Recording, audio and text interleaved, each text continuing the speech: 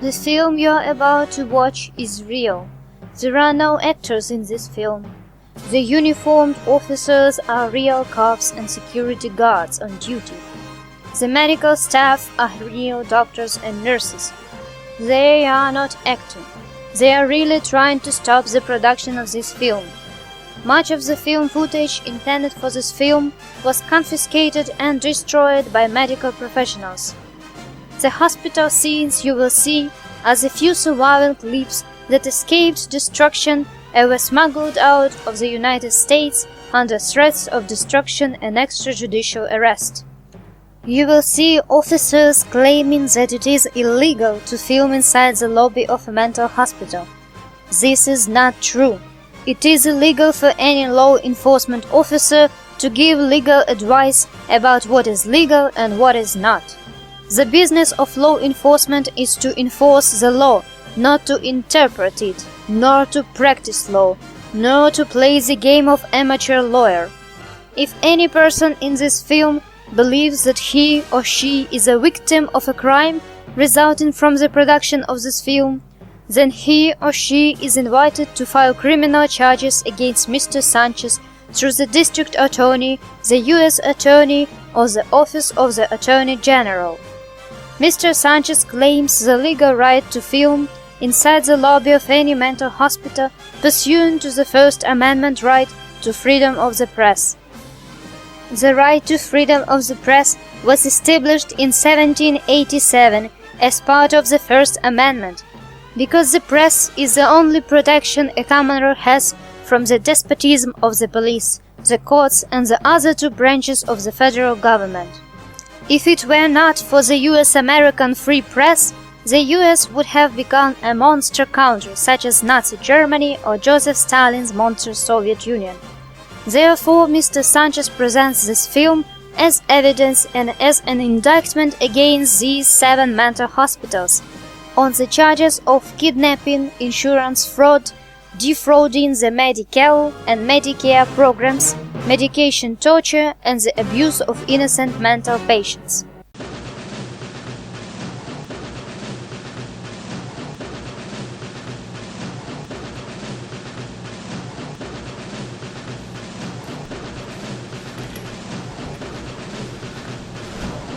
Hello. Yeah, it's on. No, why are you taking me? Don't take me, man. Hey, you guys have been. Hey, let go of my camera. Don't take me here, okay? Actually, Hey, not take me. hey, All right, you what are you guys, doing here? you guys film me, Huh?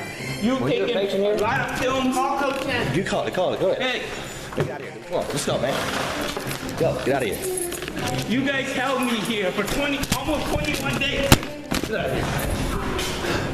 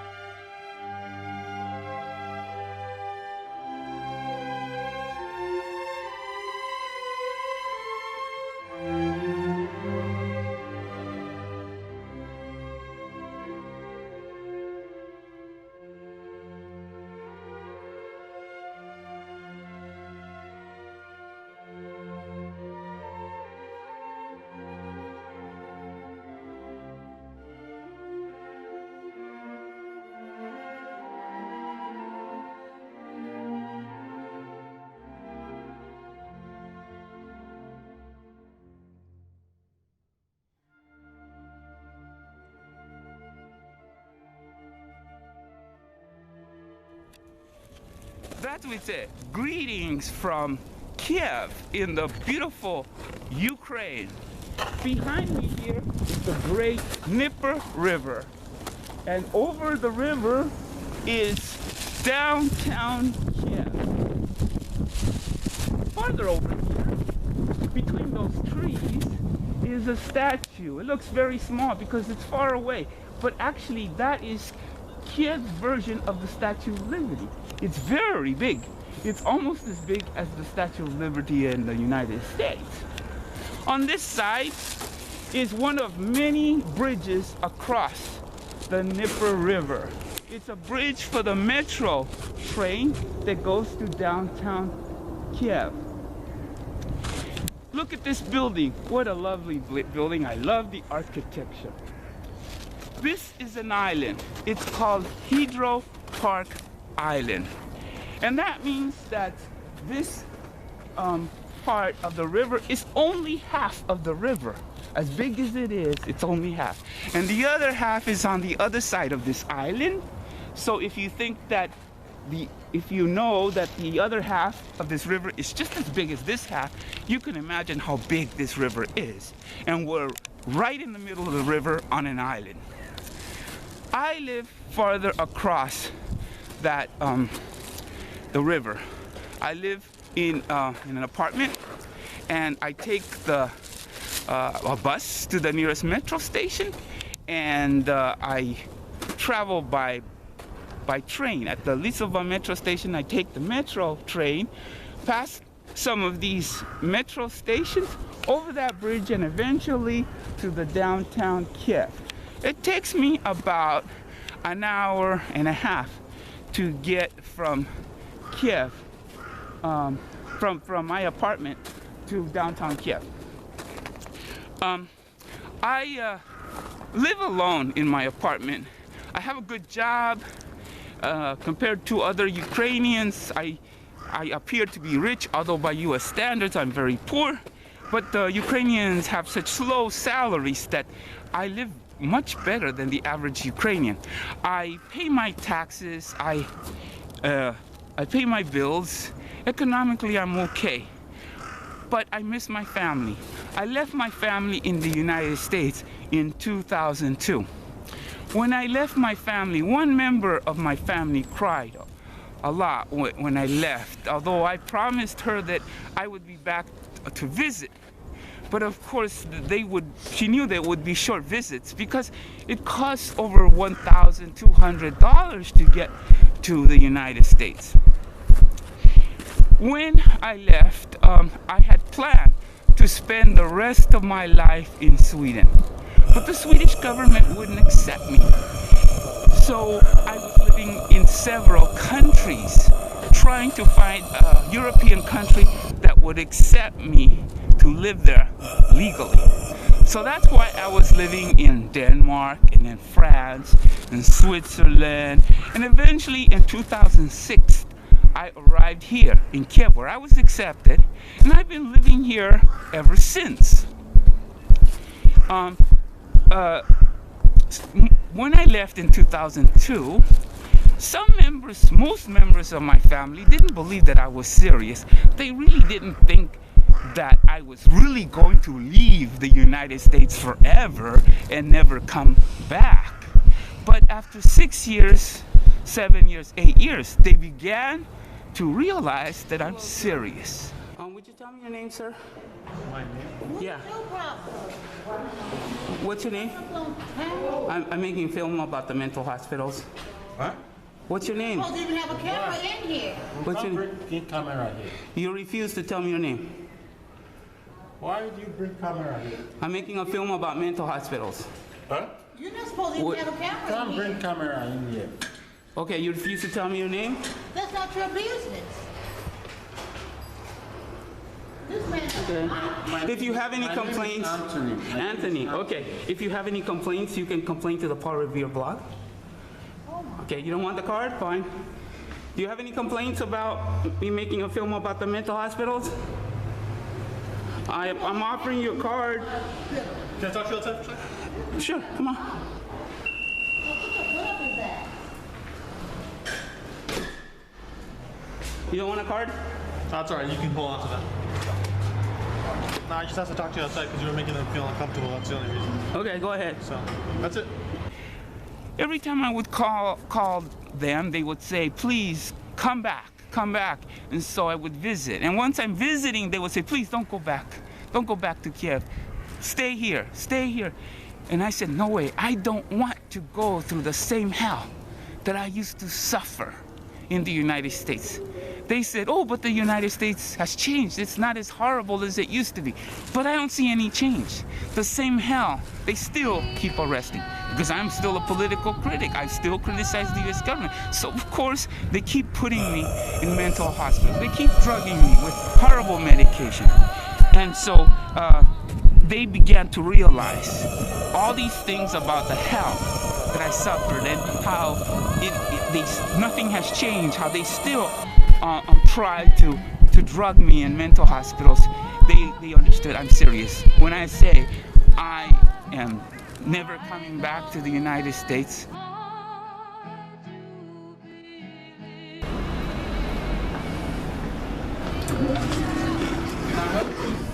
Yes, I was held here against my will approximately 15 times, and I'm making a film about the 7 mental hospitals where I was held against my will. And I have my own theories about why I was held here, but these are just theories. I would like to hear from a doctor who can explain to me what the doctors expected to get from holding me here and drugging me with horrible medication that made me feel extremely freaking horrible. You need to go outside, sir. What's your name? You need to go outside. What's your name? You need to go outside. But you don't. You need to go outside. What authority do you have to make me go outside? This is a private. You can record outside. I don't think it's Hello? private. Augustus Hawkins is not private. It is funded by Medicare at the price of $25,532 per month. This comes to the rate of $851 per day. Mr. Sanchez was held for 7 days for each treatment. This means that Medicare paid Augustus Hawkins $5,957 for each time that Mr. Sanchez was held captive. Mr. Sanchez did not pay any of this money, nor any other private person. So quite obviously Augustus Hawkins is not private. It is totally public. You can record outside, okay? You can't record inside. What's your name? I'm letting you know you gotta go outside, okay? You need to go outside. Maybe you should call security. 855. No, you Number. can't record. Because that's what the badge Well, you can number see, is right? for. You can see. Yeah, I can't see very well. I need my magnifying glass. Or you can use your Let me get camera. my magnifying glass. Let me see. Keep your distance. I can't, but I can't He's see. recording inside and he's not. I'm just telling him. Look, you can't I was held here against my will 15 times. Okay, we'll talk outside. Sir. And that was a crime. That is kidnapping. Okay, that's fine. That is kidnapping and human trafficking, and you could go. This could be shut down. Okay. You could go to prison for that. Right. If your job is to protect the public, you are not protecting the public from these psychiatrists who drug people. They drug me with lots of horrible medication. Haldol, right. Ativan, I'll tell you what, sir. Risperdal, Do me a favor. Zyprexa, I'm gonna ask you to Narvane, Loxetane. Okay, sir? You're trespassing It made me now, sir. feel sick. It made me feel horrible. I Yeah, was I'm here to forced. help you. I was forced to go into exile. Okay, I'm I here live to in help Ukraine. you. Are you gonna listen I to live what in. I'm saying? I'm here Okay, to help you. okay, but you just want me to get out. You want to cover up these crimes. There's. Okay, what's your name? What's your name? My name is Deputy Romero. Deputy Yes. Romero? Yes, that's correct. Okay, and what's your name, sir? Deputy Lozano, sir. Deputy Rosano. Yes, yes. Now, We're here to help you. I've been held here against my will, kidnapped 15 times. How long ago? 15 years ago. Okay, all right. And I couldn't do anything about it. I complained to everybody, congressmen, senators. I even took the case to court, and the judge said I deserve to be here. They deserve. Even the judges are in on it. Okay, all right. And you guys haven't done anything. You say, I didn't do it. I had nothing to do with it. But if you're not part of the solution, you are part of the problem. You cannot allow these doctors to keep kidnapping people, holding them captive against their will. and get away with it. Even if the judges are on your side, even if judges say that it's okay, eventually this place will be shut down because it's illegal. My readers read my blog and my films all over the world, and they are shocked. They are amazed that in the United States they talk about freedom and liberty, and you try to film what I'm doing. You try to pass out the leaflet. This is why they put me here. What they wrote, what the police wrote, they're a bunch of lies. They put me here because I was passing out political literature at the train station. They arrested me 15 times. A few times they said stupid things are not true, but the reality was that I was passing out political literature, criticizing the U.S. government. So don't give me any of the crap about freedom of speech. This is what happens when you try freedom of speech. You pass out leaflets on a public sidewalk. This is what you end up. This is not a prison. It's an extrajudicial prison. When countries do this, when the country doesn't like to be criticized, then they put them in something that's not a prison. Oh, it's a treatment center. Oh, it's not a prison. It's a halfway house. We have rights. You have a right to a jury trial. You have the right to a public defender. But it's not true because in a mental hospital, you don't have any rights. Let me ask you something. Yeah. What is your goal here? Okay. My goal is to make a film. My goal is to make a film about all the quack mental hospitals. Okay, all right. Let me just advise you, sir. Okay. You have the right to film. You can go outside and film, but within the facility, you're not allowed to film in the facility, sir.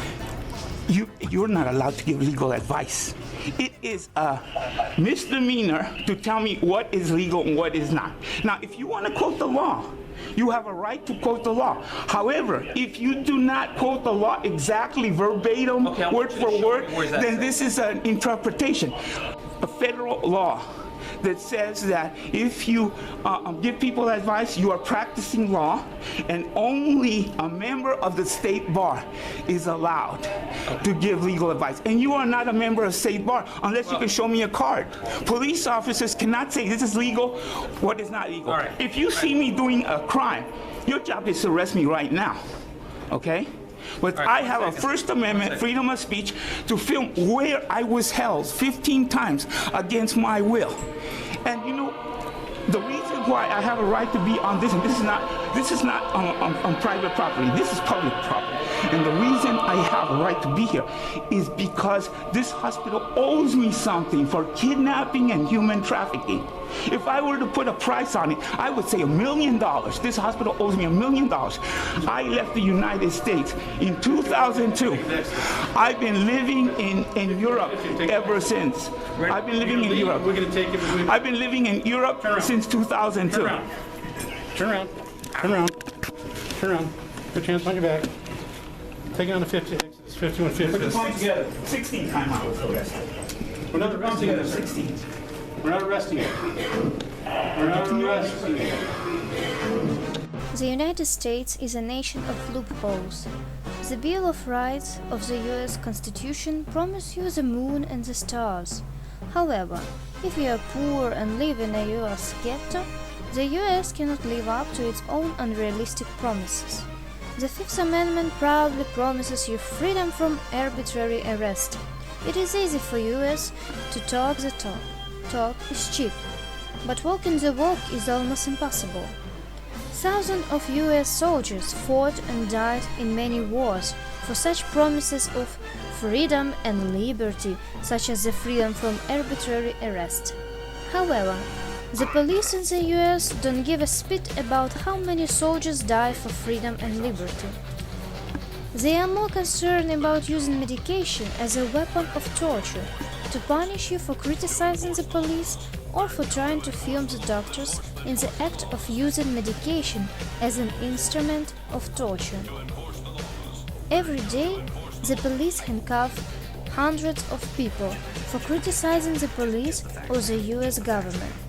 They stuff them into police cars and lock them up in mental hospitals for days, months, or more than a year, as they did to Mr. Sanchez from August of 1999 to October of 2000. So how is this possible? Is it legal? Of course it's legal. it's very, very legal. The police have a perfect loophole to the Fifth Amendment. All they need to make it legal is to say the magic words. The magic words they use to keep you locked up for over a year is, "We're not arresting you."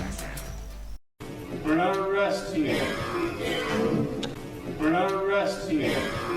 We're not arresting you. When the officer said, "We're not arresting you," another officer had already taken the camera away from Mr. Sanchez, and Mr. Sanchez, was already wearing the handcuffs. After the officer said, "We're not arresting you," Mr. Sanchez was locked into a police car, then looked up in Harbor U.S.A. Medical Center. When the police tell you, "We're not arresting you," they mean it in the same way that a rapist tells his victim, "I'm not raping you, it's just a dream, I'm not here, you have never seen me and I have never seen you." Mr. Sanchez was held in Harbor U.S.A. Medical for saying that he wants to hurt somebody or himself. Please review this part of the film and you will find that he never said that he wants to hurt anybody or himself. It's all on video. How much more evidence do you need to believe the truth? Here, nobody drugs me. They don't believe that I can benefit, that society can benefit by keeping me in a mental hospital and drugging me forever. When I was in the United States, they used to drug me with such horrible medication that made my hands stiff like bird's claws. And I could barely move my hands. I could barely feed myself. The medication made it difficult for me to walk. I used to walk like this. I became a crippled. I became an invalid. I can't work like that. If I can barely walk, I can barely move my hand, I can't work that way. And they said, "Mr. Sanchez, the medication makes it possible for you to have a high quality of life. Mr. Sanchez, the medication you're getting is very, very expensive. And you are so lucky, Mr. Sanchez, to live in a country where you can get such expensive medication for free. Mr. Sanchez, don't go back to Kiev. Don't go back to Europe. If you go back to Ukraine, you could never earn enough money to pay for the medication you need to have a high quality of life. Living in Kiev, you could not have a high quality of life. I work here better than, I have a job envied by most Ukrainians. Most Ukrainians says, "Oh, if only I could speak English like you can, Mr. Sanchez.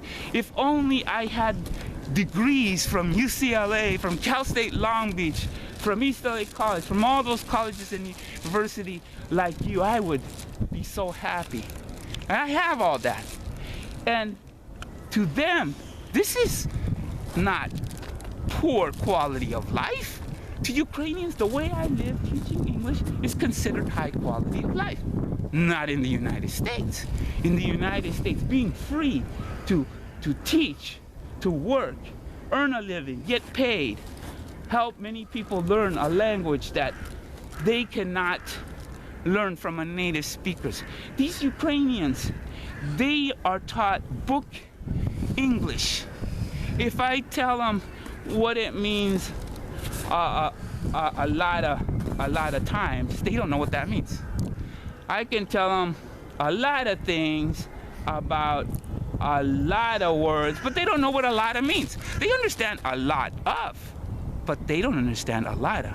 Or I can teach them things like, I gotta find out. They don't understand what it means, I gotta find out. They have never been taught, I gotta find out. They have been taught, I have to find out. I got to find out. But they have no idea what I gotta. They don't understand what it means a lotta, or I'm gonna, or I wanna. They don't know. They understand I want to, but they don't understand I want. So they pay me a lot of money to teach. I teach teachers.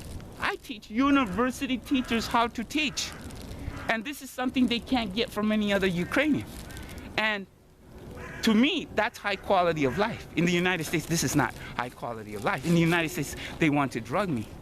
One time in the United States, they had me strapped to a bed like this. I couldn't move my hands. They strapped my legs to the bed with a camera over my face, and they kept the lights on all night. They watched me every night for 7 nights.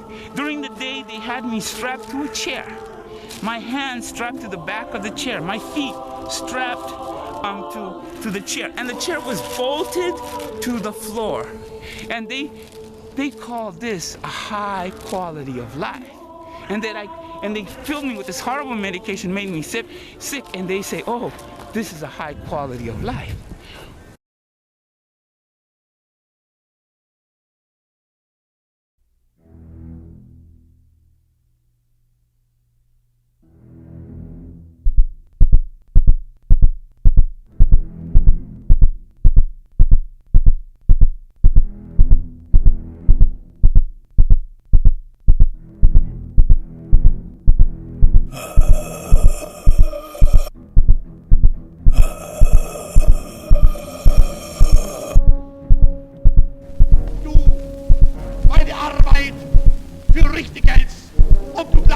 Dass ich fleißig gewesen bin, dass ich gearbeitet habe, dass ich mich in diesen Jahren für dich eingesetzt habe, dass ich anständig meine Zeit verwendet habe im Dienste meines Volkes.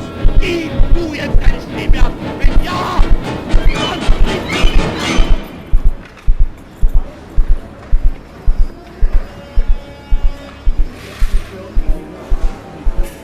Hi, sir. I know you want me to turn it off. I know, but I was held here against my will, strapped to a bed for 7 nights. Okay. And during the day, they had me strapped to a chair.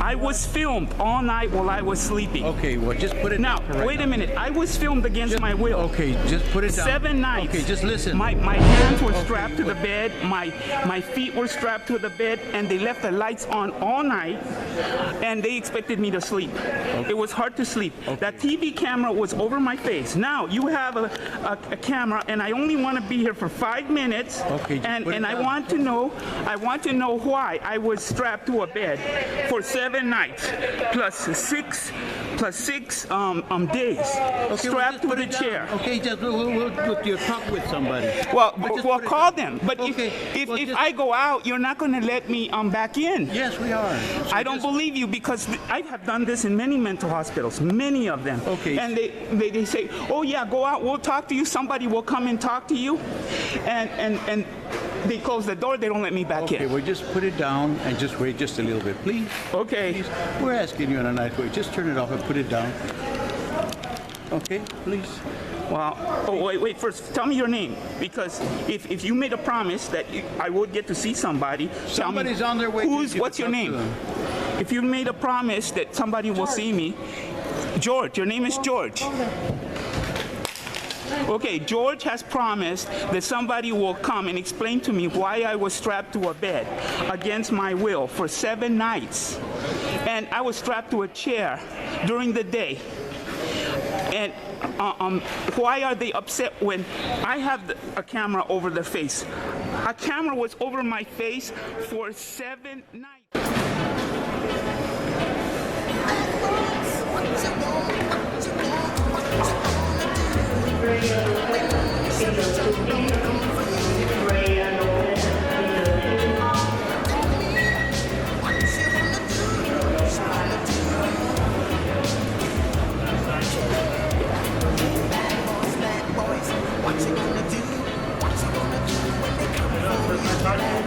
Yeah, but first I want you to know that I was strapped to a bed here for 7 nights against my will with a TV camera over my face.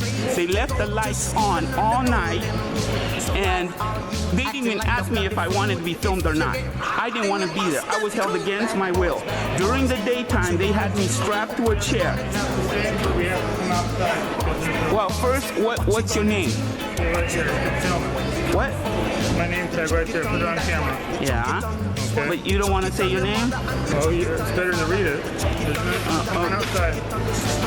not allowed to have cameras in. Well, first of all, I want to know, why was I strapped to a bed for 7 nights? I don't know. Just make it simple. There was a camera here at this place when it used to be 1934 Hospital Place. A camera over my face. So if that camera was allowed to film me 7 nights, all night, from dusk to dawn, then why can't I do the same thing?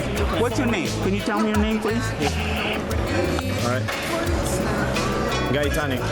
Tani? Yeah, Guy Tani. Guy Tani. Go outside, sir. First, explain to me why. Because you're not going to let me back in if I go outside. Why am I going to let you back in? How do you know that? Because you don't want me to be in here. Well, no, with the camera. Once I'm out, What about if you're with the... look, the reason is that whatever you say later on, you're going to deny it. You're going to say, no, we didn't say that. We didn't say that. So I want the public to know what's going on here, how this hospital is being used as an extrajudicial prison. And you see, this is the press. Constitution was written when there was no cameras, there was no YouTube, there was no CNN, there was no NBC. All there was newspapers. That's all there was. And the Constitution says freedom of the press. So when they say First Amendment, it means freedom of speech, but it also means freedom of the press. Now, just because I'm not a rich millionaire that owns a newspaper, I don't own CNN, I don't own NBC. You're talking, but we have to step out and then you can talk as much as you want. That would be a violation of the First Amendment, freedom of the press. You have the freedom of the press. I'm not saying that you cannot. Now, George promised me that I would get to talk to somebody and have an explanation. One of the security guards, his name is George. And you talk to somebody, that's us. Okay, and somebody was gonna, okay, so are you gonna explain to me why I was strapped to a bed for 7 nights with a TV camera? I don't know about the TV camera, I don't know about you being strapped on the bed. I don't know any of that. Well, do you know that it's still happening? Do you have it on recorded? I have recorded many mental hospitals where people throw me out. They say, "Let me talk to you outside," and then I am not allowed to come back in. I have that on other cameras. It's on a USB flash card, so you can't delete that. So what do you want to... If you take away my camera, you will only delete what I film right now, and then I have to come back again. I'm not taking away the camera. I didn't say I'm going to do that. The only thing I ask you is to go outside. I know that. But see, that's too easy. That doesn't explain why I was strapped to a bed. And also, I want an explanation from the doctors. The doctors held me here against my will, not you. Have you talked to an attorney? Yeah, he framed me up. He said he ordered a bunch of documents from another mental hospital where they did similar things and used that to frame me up and to have me drugged at Gateway's hospital for 11 months against my will with the horrible Risperdal, which grows boobs on men. And that's what they drugged me with. So that's how it goes. Not only that, this lawyer, public defender, hired expert witnesses to say I was very dangerous, I was going to hurt somebody or myself at any minute. 2 people were hired.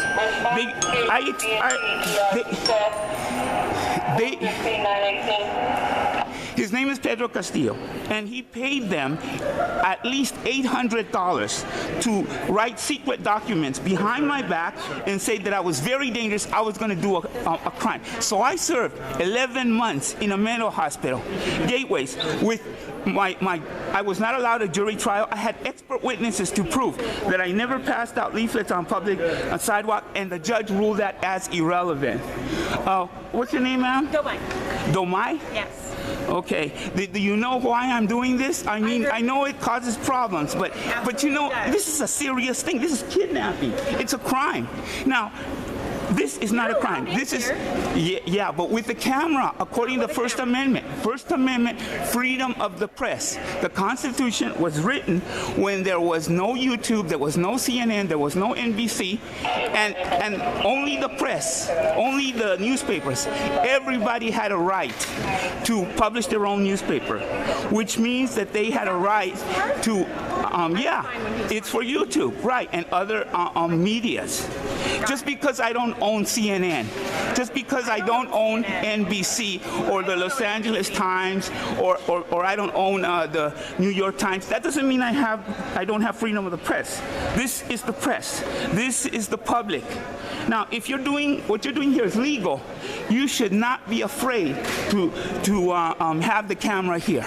You should allow me to go to the doctors. It's not a matter of... Okay, why is it that I cannot film the doctors explaining to me why I was strapped to a bed for 7 nights? You don't understand how it feels like. I don't. Unless you've been in the military and you were strapped in Iraq or Afghanistan to a bed, you can't understand what I went through here at this place. I agree. I don't understand. Your turn.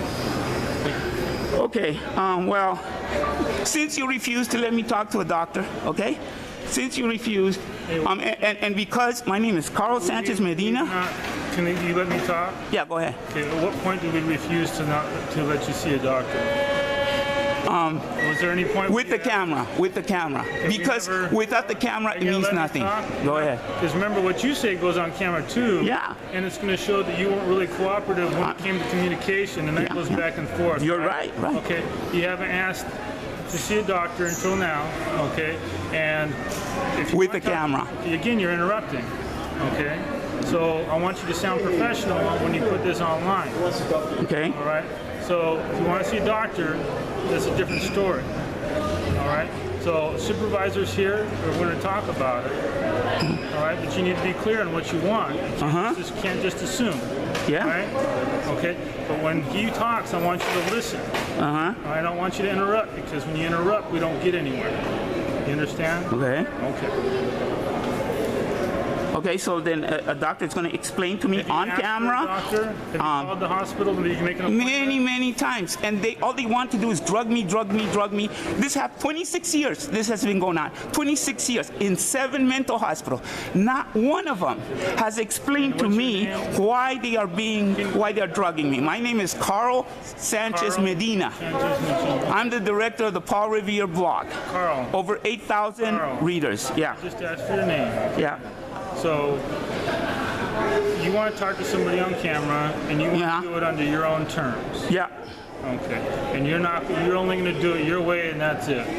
Because 26 years I've been doing it their way. Why are you yelling? 26 years. Carl, I'm talking to you normal, and again, you're yelling on camera, and that's not going to sound very good to the viewers. In the United States, the police are more concerned about Mr. Sanchez's loud voice than about the innocent victims that are strapped to a bed with a TV camera over their faces. That hospital has a practice of holding so-called patients strapped to a bed for much longer than 72 hours. All right? Is it? Okay, people are being professional with you and you're yelling at them. That doesn't come out very well. So I just want to talk to you normally. Don't interrupt again, okay? So under your terms, you want to talk to a doctor. But you understand you'll never get back there with a camera without their permission. You understand that? Yes, okay. But I have been arrested many times on camera, and that doesn't look good for the police either. What do you want to accomplish today? I keep saying it over and over again. You're not going back to those. I want to film the doctors explaining me why I was strapped to a bed for 7 nights against my will with a TV camera over my face, with the lights left on all night for 7 nights, and during the daytime I was strapped to a chair for 7 days. That's what I want to know. And you understand when you act this way, they're not going to come out here. So you're kind of shooting yourself in the foot in a way, aren't you? I tried their way for 26 years. I've been doing it their way. And all they want is drugs, drugs, drugs. I've been drugged with Haldol, Anivan, lithium, Prolixin, L'Occitane, Narvane. Have you been diagnosed with any mental Everything, disorder? everything. Why, can you name those for me? Delusional disorder, paranoid schizophrenia, bipolar disorders. Depression? Yeah. Okay. Even though it's not true. And all of it is false. But that's what they keep saying. Huh? You live by yourself? I have a place to live. I'm not homeless. But I have been arrested for being homeless. In the United States, there are hundreds of thousands of homeless people sleeping on the streets and under bridges, but they never get arrested for being homeless. However, if any of these homeless people dare to make any negative comments against the police or the U.S. government, such a person will be instantly arrested and dragged into a mental hospital for being homeless. This is why Officer Barack Lowell asked Mr. Sanchez whether he lives by himself. Officer Barack Lowell is desperate. He's clutching at straws. He's desperately clutching at any loophole, any scrap, any trace, any excuse to arrest Mr. Sanchez for being homeless. He cannot legally arrest Mr. Sanchez for filming inside a mental hospital under the right to freedom of the press. So Barack Lowell is groping for a loophole. I live in different families, with different families in many places. Okay, and they're related to you, or Yeah, they're all related to me. And they're also friends I could stay, but I don't need to because I have many other places to stay. Are you actively taking any medication? No. But the medication is the cause of my problem. No. I shouldn't be. When was the last time you took any medication? The last time I was forced to take it. Okay, when that was in 2010. I was drugged with Haldol, which is the worst one. I was drugged with Depakote. That now people are being sued because Depakote causes a lot of problems. Sure, makes your hair fall out, so. Yeah, and I was also drugged with Anivan, and that was the medicine I was drugged with the second time I was here. At that time, I was strapped and I was medicated with Anivan. And that made me feel sick. I ended up sleeping all the time. I was dizzy. I could barely walk. And the doctors call that a high quality of life.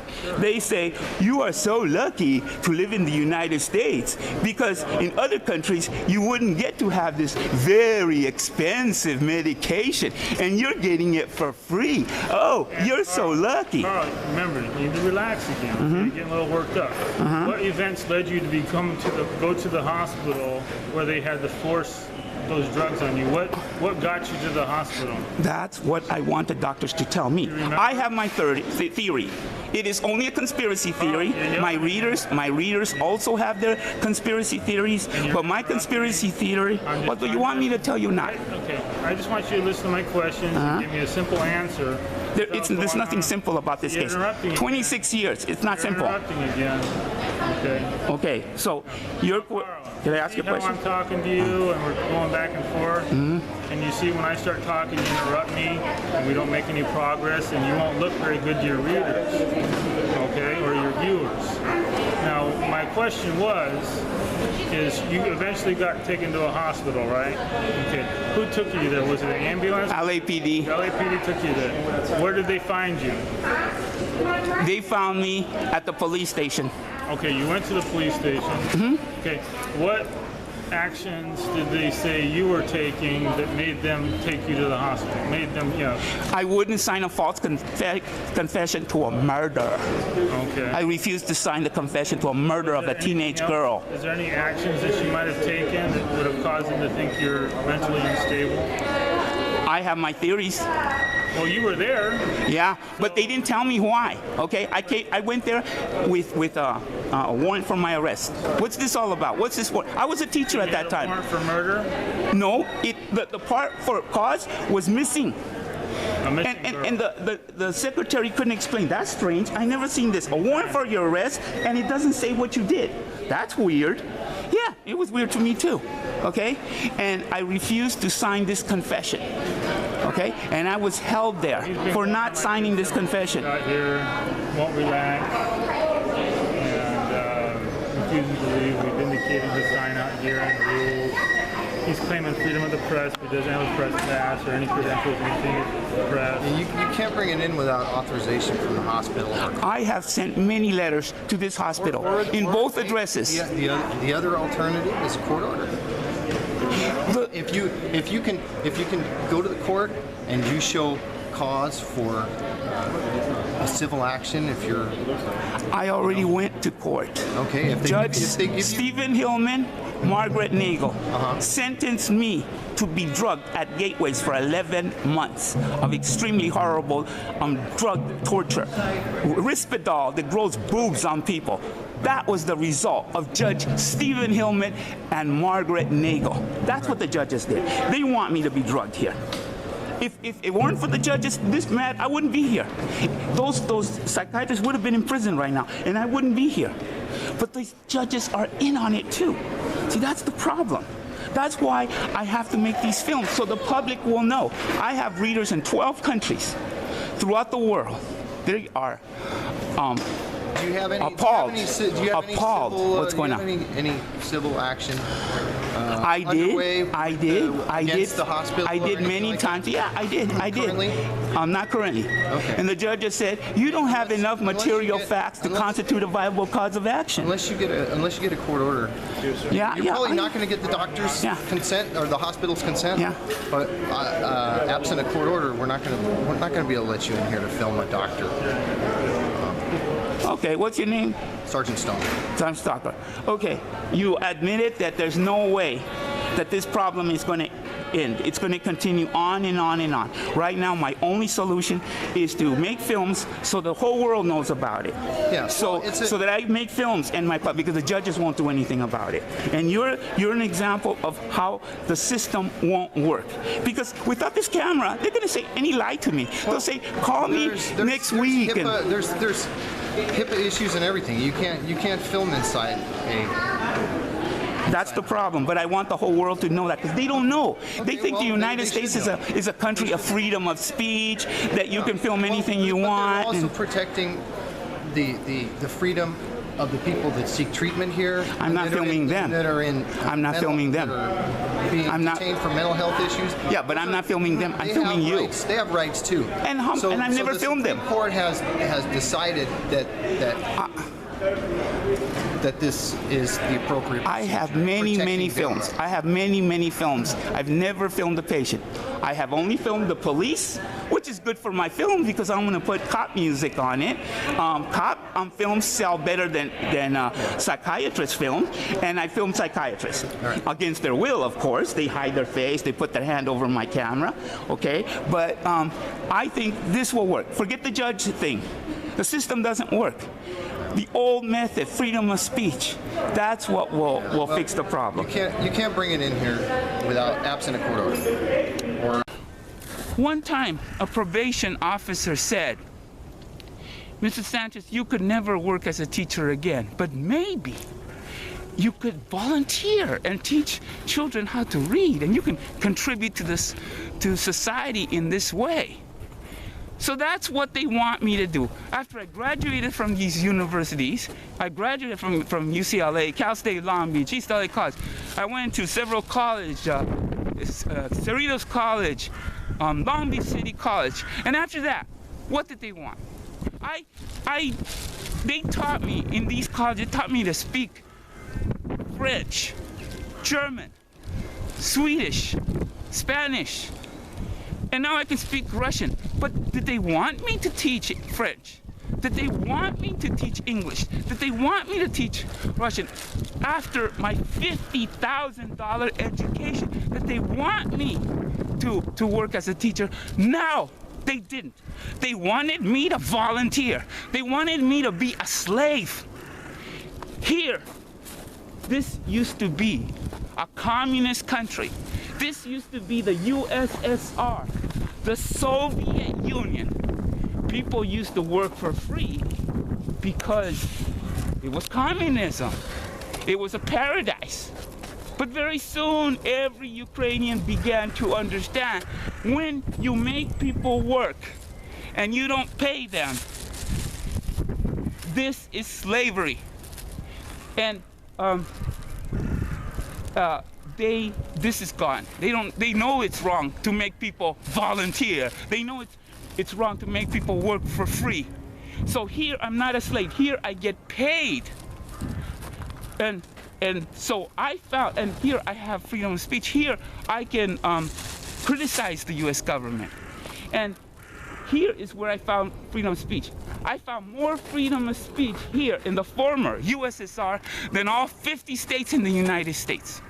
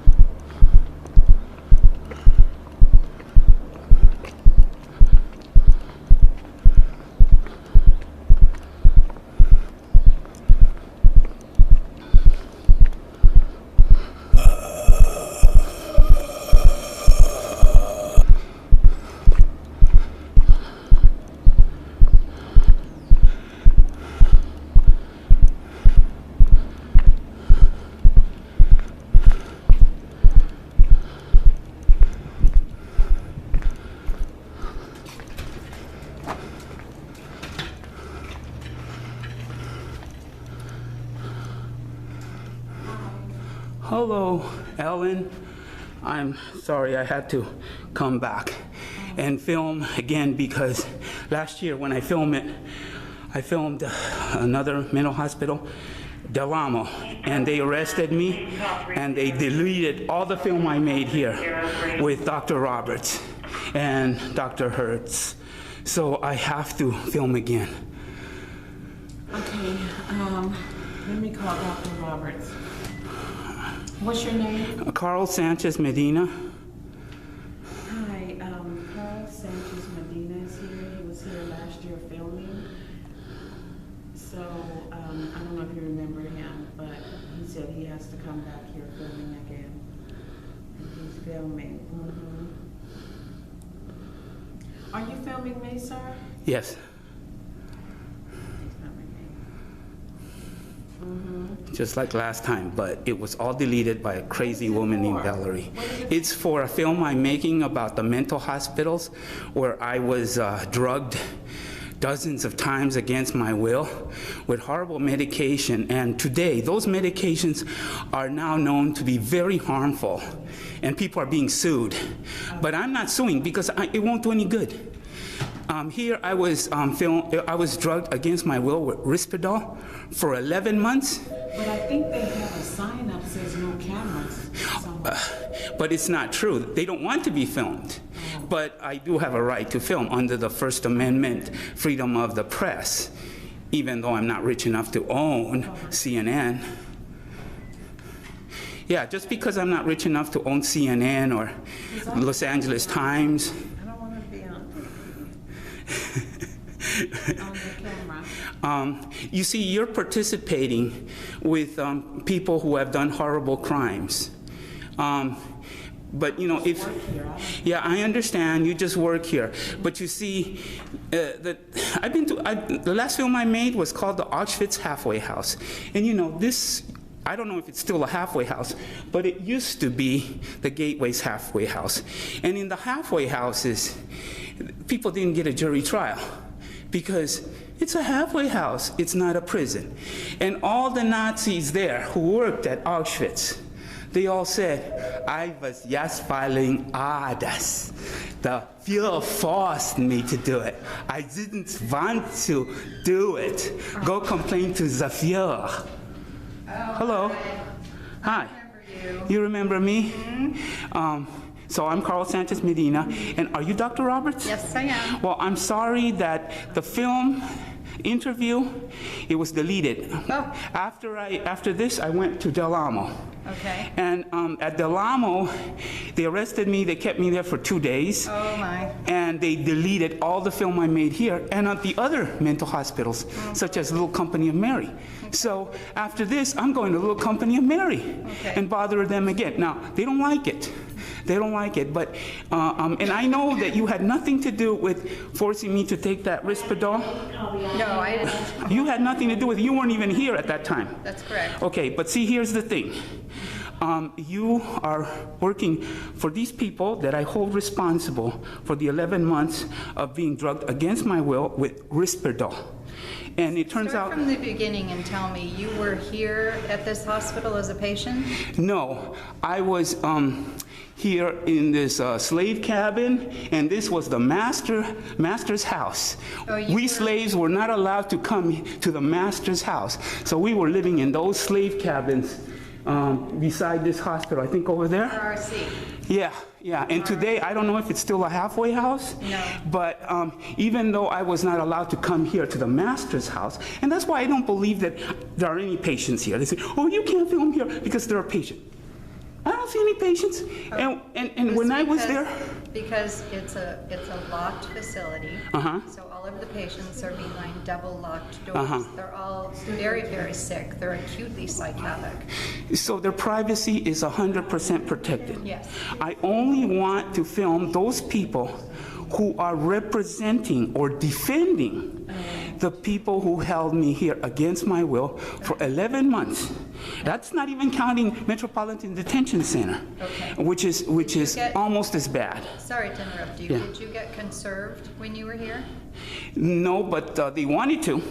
After I got out of here, 6 months after I got here, I got the documents, and they tried to get me conserved, and they couldn't. You go then? Aren't you from Ukraine or somewhere? Yeah, I live there because you send me the blogs periodically. Right, right. I've been doing it to all the mental hospitals, and they act as if it's a surprise. They don't know where I came from. They don't know what I'm doing. They don't know what's going on. You spoke to myself, and you spoke to Dr. Herbst. Yeah. Yeah. Dr. Herbst is not here today. He'll be here later, so I can't really bring him out for you. That's okay. That's okay. I only need somebody who can give me a better understanding of why I was drugged with Risperdal. You know, this medication is known to grow boobs on men. Yes. And people are getting sued, but I don't do that. I'm not going to sue. I've been drugged with a Zyprexa before I was drugged here, and that Zyprexa causes diabetes.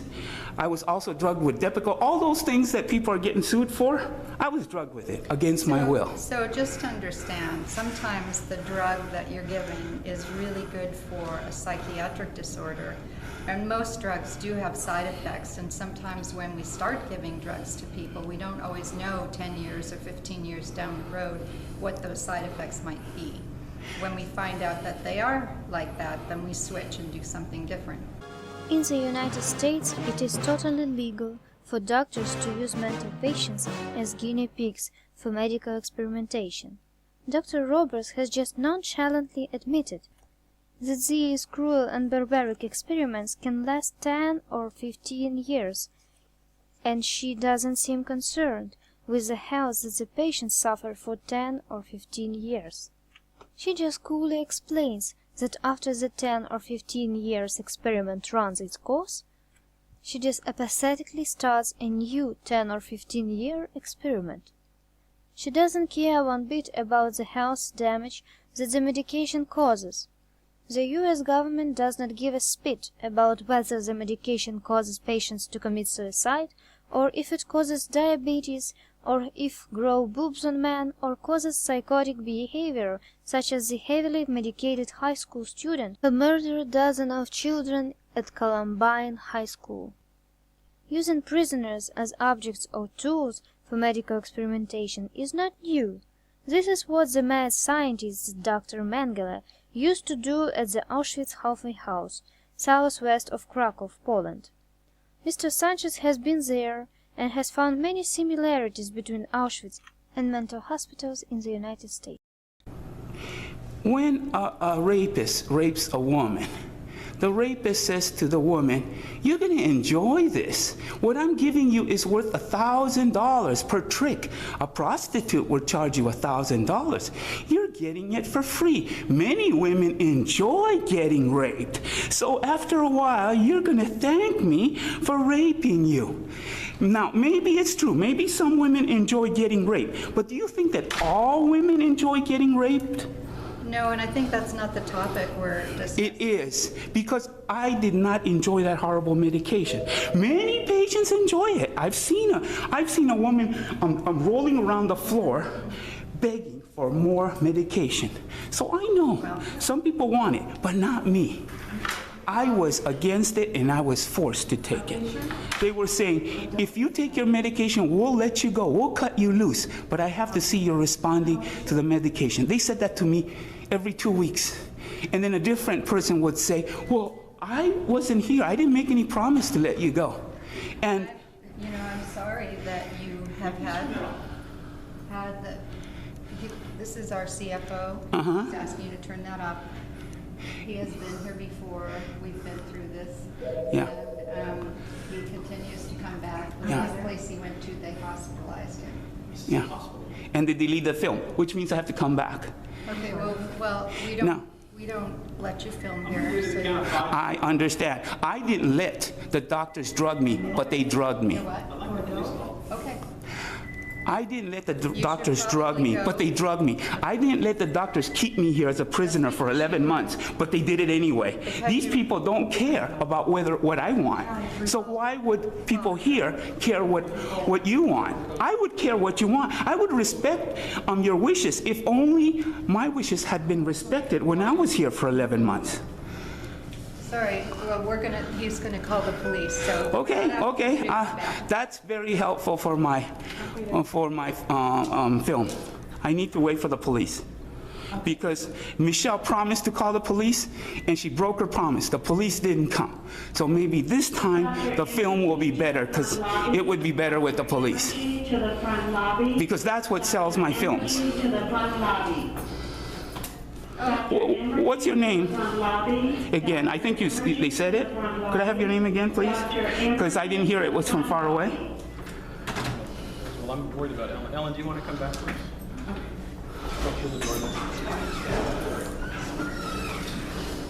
So what's your name, sir? Are you the director here? Of the police call? You refuse to tell me your name?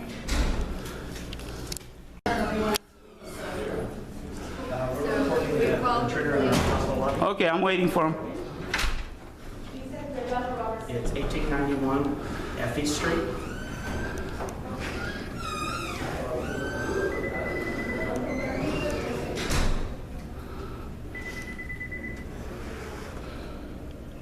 My name is Greg Yost, Y-O-S-T. Y-O-S-T? Yost. 2000. He is a new. Okay, I am trying to find out why I was. Turn around. I'm going to pat you down. You don't have any weapons on you? No, they just. Just for a little bit. Turn around for me. Do me a favor. Put it down for a little bit. You can record right now, but just You put can it down. record, man. You can record. It's okay. Just want to make sure you don't have any weapons. No weapons on you. What's your name? Carl Sanchez Medina. Carl. How you doing, Mr. Medina? No weapons, right? Oh, no weapons. Nothing that's going to hurt me? Huh? No, but I have my business card. I gave you a business card. All right, Carl. How can we help you today? I want to find out why I was held here Do me a favor. against my will. Can you put this down? What's your name? Listen, I don't want you to hit me in my face with this thing. Put it down. Well, back up, and I won't hit anybody on the face. Just do this for me. Why don't we put it here? Look, so it can record us. Yeah, we'll put it on a piece. Yeah, put it right here, like this. So it can record us like this. Look, We'll put it on the table. like this. Watch this. Put it there. How's that? Then I can talk to you, and I'm okay with that. I have no problem being recorded. You know? Okay. Okay. Just don't want to use it as a weapon. Is that okay right there? Well, wait a minute. I don't know if I can see anything. Okay, I'll put it. Let's turn. Why don't we sit down right here? Look, sit down right here. How's this? Is this better? Yeah, and let's turn this over here, like this, so that we can see All right, sit ourselves. down. How can I talk to you? What happened today? Okay, I came here. I came here from Europe, Denmark. I mean, not Denmark, Ukraine, because I was forced into exile. I was held here against my will for 11 months without a jury trial. My eyewitnesses were ruled irrelevant, and I later found out 6 years after I got out of this place, I found out by getting documents from the court that my public, after my 11 months here, I finally got documents from the court that proved that my public defender, Pedro Castillo, hired secret false witnesses against me too, and paid them at least $800 to say I was very dangerous, I was going to do a horrible crime, which is what caused me to be here for such a long time. Okay, hold on, let me see if I'm understanding. So you were hospitalized here a while back? Yeah, a long time ago. And when did they release you from here? How long? They released me in 2000, October, Christmas time of 2000. So where do you stay at now? I can't tell you, but just because I don't tell you, that doesn't mean I'm homeless. I'm not homeless. Okay, no, that's I have okay. many That's places okay. to live. You have somewhere to stay? Of course I have. Okay. So today, what draws you here today? I've been going to many mental hospitals. I've been trying to film the doctors, and they run like cockroaches because they know that they have done a horrible crime, and they're scared. And also the police, because I have to wait for the police to come. You guys took a long time. Waited, what, half an hour maybe? But usually you come within 5 minutes, and then I film. Sometimes they arrest me, put the handcuffs. Yeah. Sometimes they leave me alone. But we're different though. I'm giving you the benefit of the doubt. Well, you've asked me what I've been doing. I've been filming. So far, 3 mental hospitals. This one's the 4th. Okay, so now I've been here a year ago, and I filmed them. And Dr. Roberts. Let me ask you this. So, what can I do to help you? How? Why did they keep me here? Was it for a punishment? You mean in the past, in 2000? Yeah. I don't know. Was it for a punishment? Do you have an attorney? Well, yes, Pedro Castillo. But talk to Pedro. What does Pedro tell you? He said, "Oh, Mr. Sanchez, you're not going to do any time in prison. I want to help you." Okay.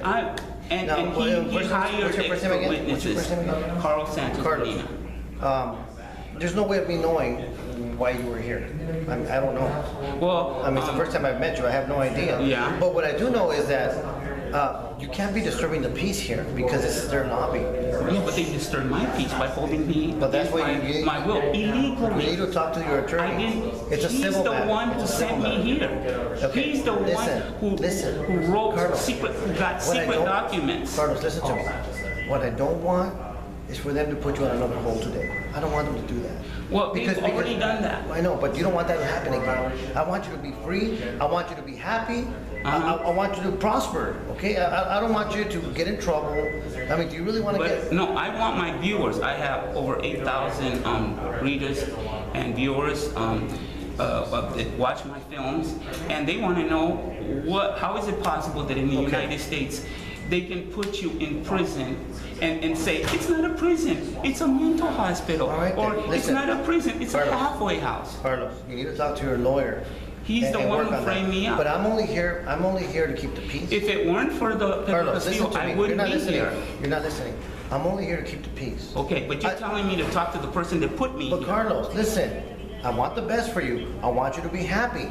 But you can't be disturbing the peace of other people. But they disturb me. This is kidnapping. You're talking about kidnapping. You should be arresting the people. In 2000? Yeah.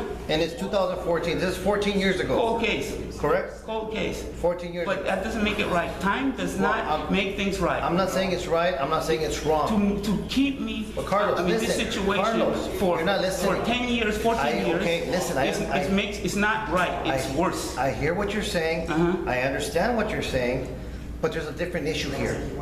Besides your issue, and I'm not disagreeing with you, besides your issue, there's another issue. The other issue is that you're here disturbing the peace, and this is a private facility. You can't be here doing it. What I'm doing is a First Amendment right. And two, you have 2 officers here. No. I'd rather be chasing gangsters than be, talking to you right now. That's your choice. Right. I didn't call you. You didn't call me? I didn't call you. No, they called you. They called me. He called me. You know why they called me? You know why they called? Why? Because you're disrupting the peace here. That's his opinion. That's subjective. That's not objective. Well, I'm going to tell you That's something. Subjective. That's speculation. No, listen to me. I can make that decision. Yeah, sure. And I'm saying that you're on the borderline of yes, disturbing the peace. First Officer Reyes said that Mr. Sanchez is disturbing the peace. Now Officer Reyes is saying that Mr. Sanchez is on the borderline of disturbing the peace. His story is changing by the minute. This proves that the police in the U.S. are unable to tell the truth. Saying that you're on the borderline of yes, disturbing the peace. So I don't want you to do that. I don't want you to do your job. If it's more important for you to arrest somebody who has a constitutional right, freedom of the press, to film this, if that's more important than chasing murderers and bank robbers, Go ahead and arrest Well, me. look, you don't understand something. Law enforcement covers everything, from the most serious thing to the most minute thing. So whatever it is, I'm still gonna handle it. Kidnapping So, is a serious. if that means that I have to take you to jail, so be it. You'll be one out of 1,000. It's your choice. I do it all the time. It's your choice. But you're not gonna put me in a prison. You're gonna put me in a mental. Well, I can't guarantee that because You're gonna put me in a mental. if the doctor talks to you, and if he thinks you're 5150, he may put you. Yes, he may. So why don't you do the smart thing here and just pick up your camera and go film from the outside? You could do that. You could film from the sidewalk. No. But I still have some questions. That since you're here, how can they get away with kidnapping, holding me captive? They're not holding you captive. They also drug me. Listen They to drug me. me with Risperdal. Okay. Risperdal grows boobs on people. Well, you That's don't what have they did. boobs. You look fine. You look fine. Okay, so they didn't drug you with that. They did. Dude, they're They not. drugged me Listen with to me. Risperdal. They're not kidnapping you because no one's holding you. But So your perception of things is flawed. It's not correct. I'm telling you right now, it's not correct. So I'm a very patient guy. Been doing this for a long time. I'm gonna ask you nicely. Can you please just grab your things? Listen to my sentence. I'm not done. Can you please grab your things, go outside and film with the public sidewalk? You have to be there all day if you want. No problem. But you can't do it in this because it's a private facility. Okay? Do you? Gateways is not a private facility. Gateways does not receive any private fundings. Gateways is funded by the Federal Bureau of Prisons, the California Department of Mental Health Forensic Services, and the Los Angeles Department of Mental Health. If Gateways had been a private facility, Mr. Sanchez would have had to pay $25,532 per month. Mr. Sanchez was held captive for 11 months. This comes to $280,852 for his 11 months treatment. Since Gateways is funded directly from the Bureau of Prisons and the Department of Mental Health, we do not have the exact amount paid by the taxpayers. However, we do know that Medicare pays Augustus Hawkins $25,532 per month for such treatment. Either way, Gateways is public, not private. Understand what I just said? Are you done? Yes. What's your name? Did you get my question? Yes or no? I said no. You didn't understand what I said? No, because Okay, it's well, let not- me explain it again. Let me start all over. Okay? Here it goes. You have every right to film from the public sidewalk. No problem. That's your right. You cannot be in here because it's a private facility. You're disturbing the peace, and I see that you are, and they don't want you here. So all you have to do is just go outside. It's like if you don't want somebody filming from your living room. You're breaking the law right now. You're Okay, committing do you a understand that? misdemeanor crime right now. You're giving me legal advice. When you say this Wait a is minute, aren't you legal, giving that's me, not wait a minute, legal, you're just giving that's me legal advice. advice. You're just giving me legal advice right now.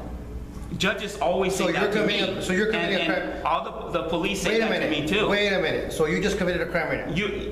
You're the one that's giving more legal What advice. I'm than showing me. you is No, that- I'm quoting the law. What I'm you're- not giving legal listen, advice. I'm Carlos, quoting the law. Carlos, You're the one that's giving legal advice. Carlos, what you're saying is absurd.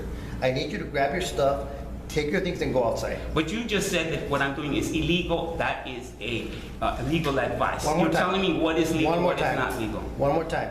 I need you to pick up your stuff and go outside. It's very simple. Got it? Would you tell me your name? Let's do it. Reyes. Right here, look. Reyes, okay. Wait. Okay. Reyes. Got it? Okay, All right. got it. Go grab your stuff and get out of here. Make it happen.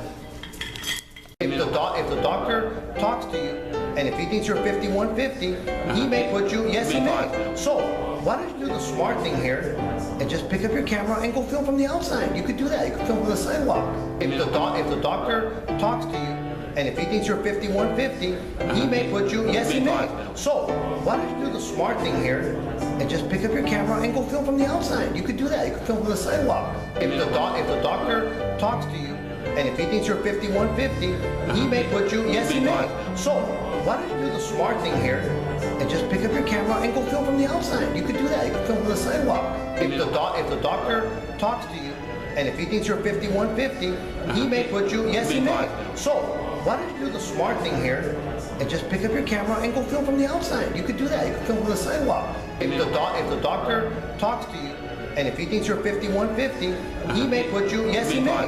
So, why don't you do the smart thing here and just pick up your camera and go film from the outside. You could do that. You could film from the sidewalk. If the doctor talks to you, and if he thinks you're 5150, he may put you, yes he may. So, why don't you do the smart thing here and just pick up your camera and go film from the outside? You could do that. You could film from the sidewalk. When Mr. Sanchez used to get arrested for distributing political literature on a public sidewalk, Federal Police Officer Carlos Watkins used to enjoy regaling the federal court with his other embellished mythical fable about Mr. Sanchez chasing people, grabbing them by the arm, shaking them, shouting at them, waving his leaflets over their faces, threatening them, and forcing them to accept his leaflets. This is unmitigated lie, which is typical of U.S. police debauchery, which runs rampant throughout U.S. courts and mental hospitals. No, no, no. Mr. Sanchez will never force you to buy his book. He will not invade your country for not buying his book. No, no. No force, no pressure, no threats, no coercion. Mr. Sanchez wants you to buy his book only if you really want to know how the U.S. government uses mental hospitals to punish political critics who dare to speak out against the fascist Republican U.S. war machine. The Mother of All Evidence is not available at any U.S. propaganda indoctrination bookstore. The Mother of All Evidence is only available through the Amazon Kindle store or through our blog at Facebook or DeviantArt. You can find us through our email address paulreview1776@gmail.com.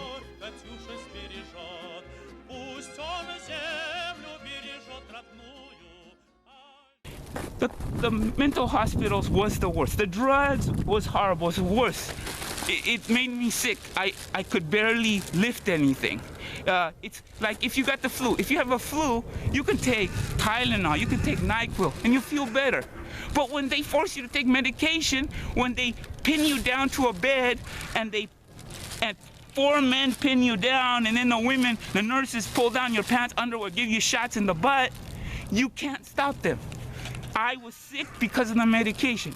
So NyQuil won't help me, and Tylenol won't help me. What makes me sick is the medication, and you can't stop those people. You can't stop those psychiatrists. When I was there was only two choices: commit suicide like one of my friends, like some of my friends did, or live in exile. And that's what I did. But the second worst thing was the court. I was arrested 10 times for distributing political literature on a public sidewalk. I didn't get a jury trial. I went to prison for 1 year, 2 months, and 3 days. All my eyewitnesses were ruled irrelevant. And my public defender, Pedro Castillo, hired secret false witnesses to write documents, professional-looking documents about how dangerous I am. And I didn't know about these documents. I didn't know that he had written such horrible documents about me until 6 years after I got out of prison. In these documents, they said that I was very dangerous, that I needed to be deterred from further criminal activities. And this is from this was documents was paid for by the with U.S. money, paid through a public defender, a guy that is supposed to prove that I'm innocent. He didn't want to prove that I was innocent. He wanted to prove that I was dangerous, and he didn't tell me about it. In court, he put on a big show, like he's innocent, he has the right to distribute leaflets on a public sidewalk. Secretly, he was hiring people to write all of these lies about me, so many false documents about me. And you can have these documents if you buy my book.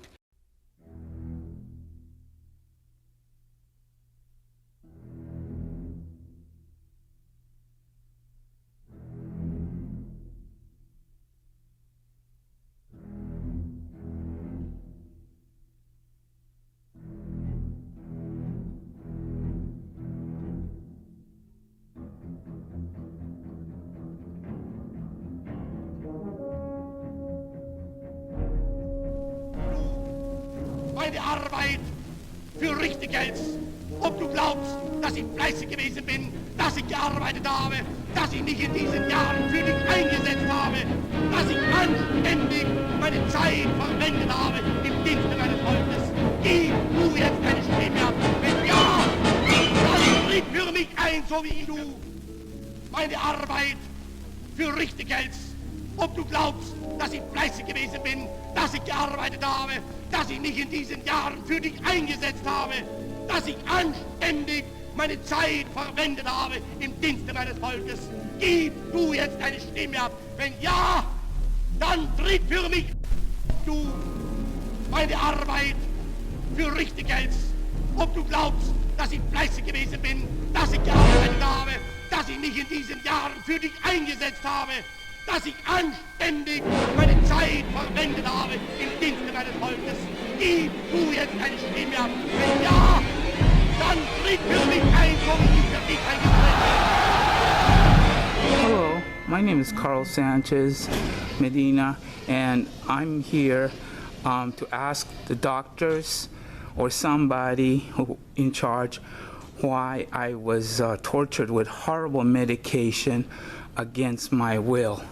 I want to know what they expected to achieve out of making me suffer so much for 3 days against my will. I have no idea, sir. Let me call someone that you can talk to. Okay.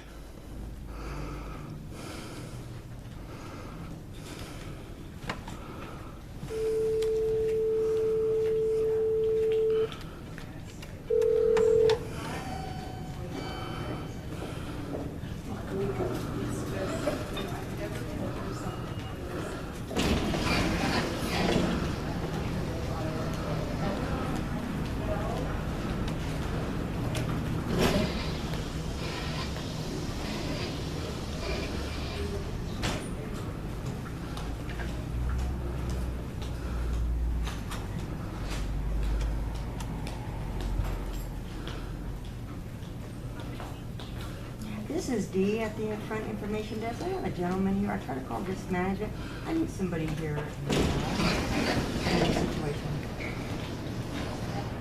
I need somebody at the front desk right now. There's a gentleman here saying he's filming with a camera, and it says that he was held against his will for 3 days and forced medication. So I try to call risk management. I need someone to come and handle this. Thank you. Someone will be right here. Thank you. What's your name, ma'am? I'm not going to give my name. I understand. Okay, I'm nothing, no, nothing to do. Not involved in this Yeah. thing. Okay, I understand. Yeah. What's going on? Well, I'm here to film this hospital because I was held here against my will for 3 days and tortured with horrible medication that made me very, very sick.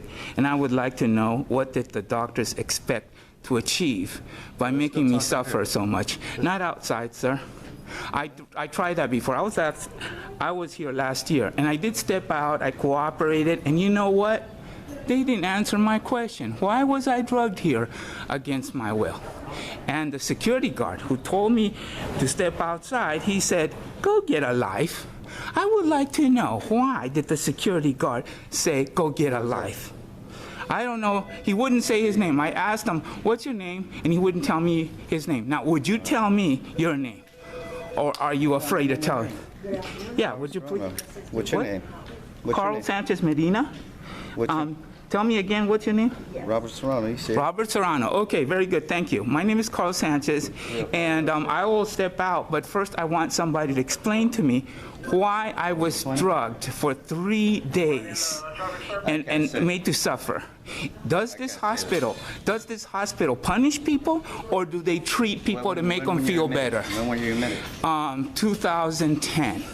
2010. Yeah, and I was here a year ago to ask the same questions. I'm not stepping out because I asked the question and I would like some answers. What was the process? You get called for trespassing then. Okay, then do it. Do it. All right.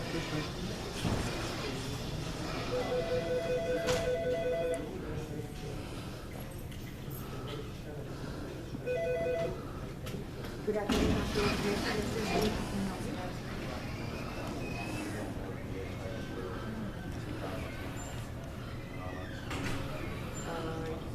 Yeah, we have another area on Key West, so we can go to the campus. How you doing today, sir? Hi, my name is Carl Sanchez Medina.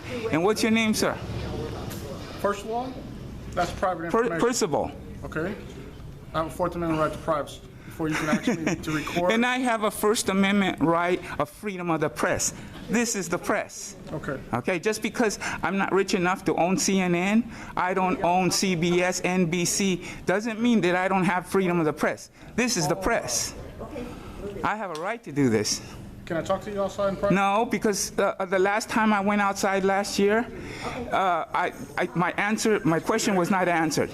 They did not explain what was the purpose of torturing me with that horrible medication, 3 medications, including Depakote, which is now proven to be very harmful. And another thing the security guard said, he said, go get a life. Can you contact the manager? Yes, sir, can I locate her right now? What did the officer meant when he said, go get a life? I used to work as a teacher. Yeah, right here. May I have one? Yeah, of course. I've offered people my business card, and they refuse. Mary De Los Reyes, call the operator. I talked to this Mary De Los Reyes. You did? Yeah. She said she was going to find out why I was being held here, and she never called. She never Here, called you? you get it out, okay? I'm holding the camera. You saw where I was looking. Take those all out, and you'll find my business card. Is this it? That's it. Okay. Okay, give me back the rest. Okay, this is what I'm gonna have to do. I'm gonna have to give you an understanding of the First Amendment freedom of speech, right? Right, First Amendment on freedom of the press. It's not allowed on private property without permission. That's not what the Constitution says. Well, under the Fourth Amendment, that is what the United States Constitution says, sir. No, Fourth Amendment is about seizures and searches and seizures. And I was seized here, I was held here against my will. So obviously, the Fourth Amendment is not respected in this hospital. Otherwise, I wouldn't have been held here against my will for 3 days. Okay. See, this is the place that violated the Fourth Amendment right. Now I'm using the First Amendment freedom of speech right to ask a simple question. For what purpose? To be punished or be treated for an illness and make me feel wonderful and change my life and give me very expensive medication for free? Sir, yeah? There's an administrative way that you can go about handling this to resolve your issues that you have at the hospital, and this is not the appropriate way to do so. What is this administrative way? That I can take you to administration and speak to someone. Well, what's wrong with my camera comes with me? You can't film on private. Then you have something to hide. Do you have a letter? Then you're doing something illegal. I'm not doing anything. No, there's no letter, and you're not going to give me a letter. You have to have permission. Give me a letter, and I will believe it. You know what? You think they had permission to drug me here? Okay. They didn't have permission to drug me. They drugged me. Okay, you have to have permission to film on private property. That's not what the First Amendment says. Freedom of speech. When somebody is doing something illegal, you can go in there with a camera and film them. When the Constitution was written, there were no cameras. It was the press. It was newspapers. Journalists would come there, and they had a right to write down what was going on, especially when something illegal was going on. They couldn't say, oh, it's a bank robbery, you can't come here. Lower your voice. Okay. We're talking right here. Why are you talking to, there's nobody here. You're talking very loudly in a small private area. Okay, well, anyway. Help me help you. Tell me how I can help you. Explain to me what was the purpose of drugging me for 3 I don't know anything days about anybody against my will. Okay, explain to me why did this security guard says, go get a life? What did he mean by get a life? I lost my career because of these mental hospitals. Nobody will hire me because of a bad reputation. Can you do me a favor? What? First of all, I'm not giving you permission to film me. Can you stop filming me so I can help you? I'm going to have you write down what you need so I can help you. If I had said, I don't give you permission to drug me, you think that would have stopped the doctors? You think the doctors, oh, we can't drug you, Mr. Sanchez. You have to come out because you don't give us permission to drug you. They drugged me without permission. I don't know what you're talking about. I was held here for 3 days without my permission. So don't talk about permission. You don't know anything about permission because if if people were to respect people's permission, I wouldn't have been drugged here for 3 days. Okay. In You want to write all 2010. this stuff down for me so that I can turn it into the proper administrative people? It's already recorded here. You don't have to write it down. All you have to do is download it when it goes on YouTube and the other blogs, travel blogs, and Facebook and Twitter and stuff like that. You can download it and it's all there. Okay. You don't have to write it down. The same thing goes with what you say. But I haven't heard the most important thing. Why was I drugged here against my will? What did the doctors expect to If you would sit down and achieve? explain to me so I can help you, maybe I could help you, but I can't help you with what you're doing right now. Okay? Because first of all, I have nothing to do with whatever you're talking about that occurred. Second of all, my partner here doesn't have anything to do with what you're referring to. Well, you haven't even asked me, explained to me how can the security guard say, go get a life? Well, what if you talk to me in private? Maybe I can help you with that. Why? You have something to hide? Because we're talking in front of a main lobby of a hospital. That's glasnost. That's freedom of speech. That's transparency. That's openness. No, transparency means... What you're saying is what goes on in Vegas stays in Vegas. I don't go to Vegas. And the communists in the Soviet Union used to call it nie voltai. Well, I already gave you... That means don't blab. Keep secret. Okay, sir. And when they're secret, it's like turning off the light and the cockroaches come out. You're still not telling me how... When the lights go on, the cockroaches spread. The cockroaches want privacy. Hey, don't turn on the lights. I want to eat in this kitchen. I want privacy. Because you're talking about something that has nothing to do with our hospital. I'm trying to help you, sir. Mr. Sanchez, Yeah, but you interrupt me when I'm trying to talk. It's because you're not talking about anything that's related to the hospital. If you come over... Yeah, you think drugging people on their will is not related to the hospital? Or security guards telling people, go get a life? That's not related to the hospital? I used to be a teacher. And the doctors ruined my reputation so that I could not work. I lost my house. I lost my car. And I cannot work again because of the bad reputation. So how can I help you? You took away my life. I didn't do that. I'm not that so person. What do they mean, go get a life? What would you like me to do to help you, sir? I already told you several times. Explain to me how they can do this. It's illegal. So I can get you some help? How can they do it without permission? You talk, you have to have permission to film me. Why did they drug me without my permission? Sir, I'm trying to help you, but you're not helping me help you.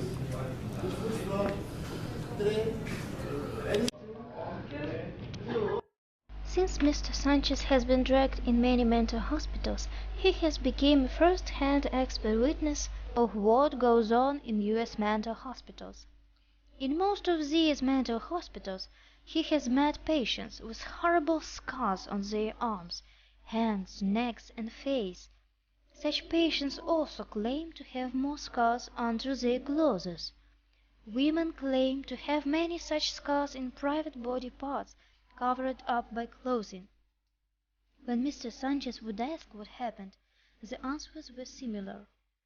I was tortured by the CIA in the Nicaragua. I was tortured by the CIA in Guatemala. I was tortured by the CIA in El Salvador. When asked why, the answers were also similar. Because I refused to sign a confession to being a communist terrorist. Because they wanted me to say that I am a communist rebel. Because they wanted me to give them a list of communist terrorists who blew up a military base. When Mr. Sanchez would ask, "What are you doing in a mental hospital?" such patients would answer, "I was arrested for writing letters to my congressman about the CIA, because I had contacted a lawyer to sue the U.S. government for torturing me. Because I was writing letters to the FBI. Because they don't want anybody to believe me when I tell them that I was tortured by the CIA. They want everybody to dismiss me as a delusional lunatic. Because they want everybody to think that I did these injuries to myself. Because they think I did these injuries to myself and they think that they are protecting me from hurting myself.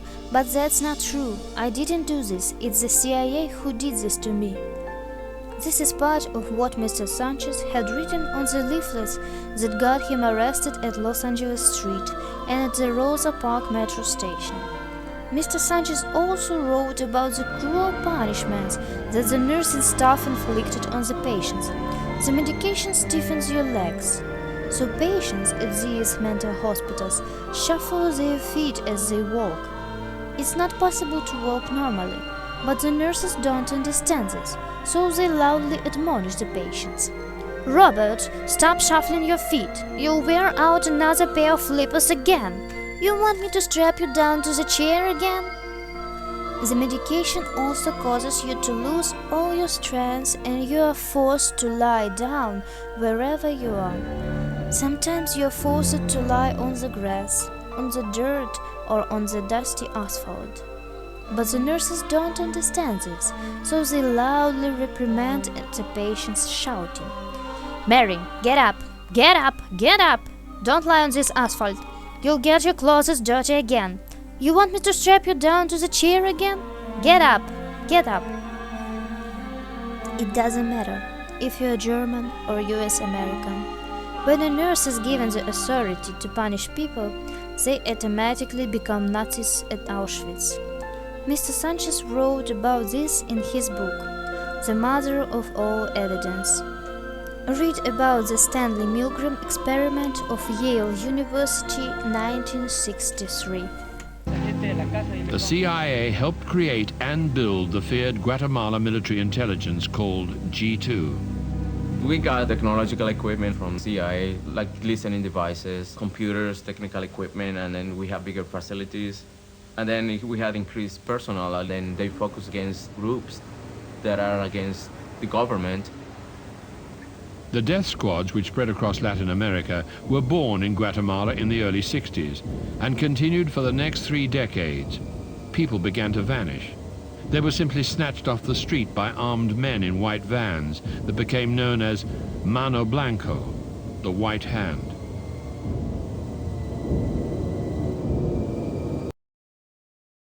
This is the man whom my torturers referred to as their boss.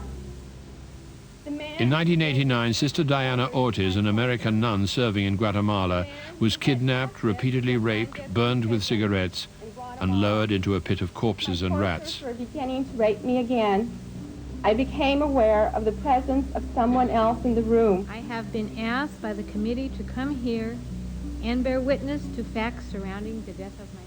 The next year, 1990, an American named Michael Devine disappeared from the inn he ran with his wife in the northern Guatemalan rainforest. The next day, his body was found near the inn with his head nearly severed.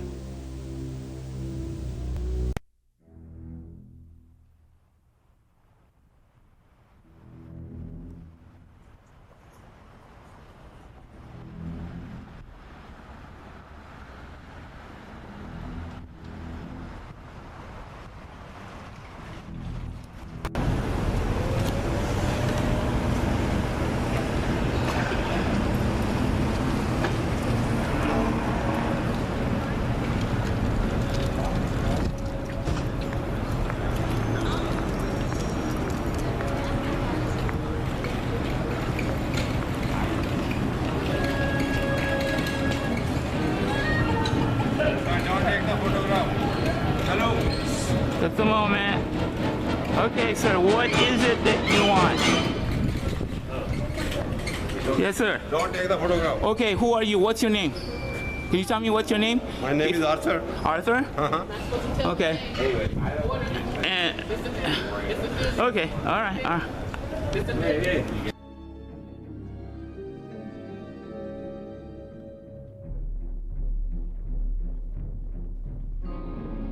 Конституционная комиссия, проект, который представлен на рассмотрении настоящего съезда, образовалась, как известно, по специальному постановлению 7-го съезда Советов Союза СССР.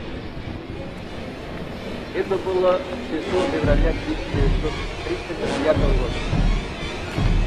Постановление это предлагает последовательно внести изменения в действующую Конституцию в смысле дальнейшей реорганизации системы, в смысле учета успехов социализма победы индустриализации, коллективизации, разгрома эксплуатационных классов и приобретения социалистической собственности как основы нашей общества. Во-вторых, предлагает Центральному исполнительному комитету. Hello. I have some questions. I was held against my will at a place called Harbor UCLA Medical Center, and this. Oh yeah.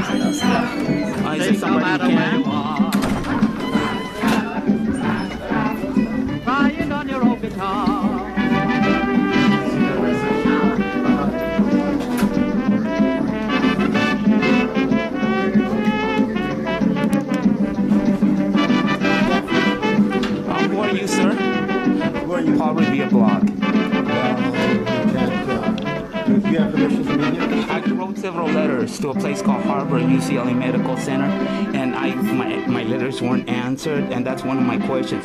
Why is it that my letters weren't answered? This is confidential. You can't film here. Okay, I was security.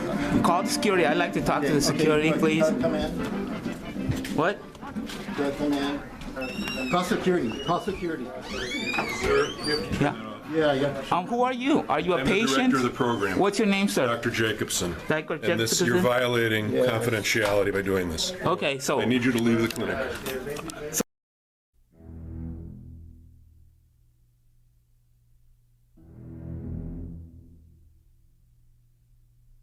بسم الله الرحمن الرحيم وما نقموا منهم إلا أن يؤمنوا بالله العزيز الحميد ولقد أنزلنا حكم الله على هذا الصليبي فلا مكان لهم في أرض المسلمين. الله أكبر الله أكبر الله أكبر. Sir, can you turn that off, please? Well, I tried to film this place without the camera, but it didn't work. This Ruiz, Rene Ruiz, wouldn't talk to me.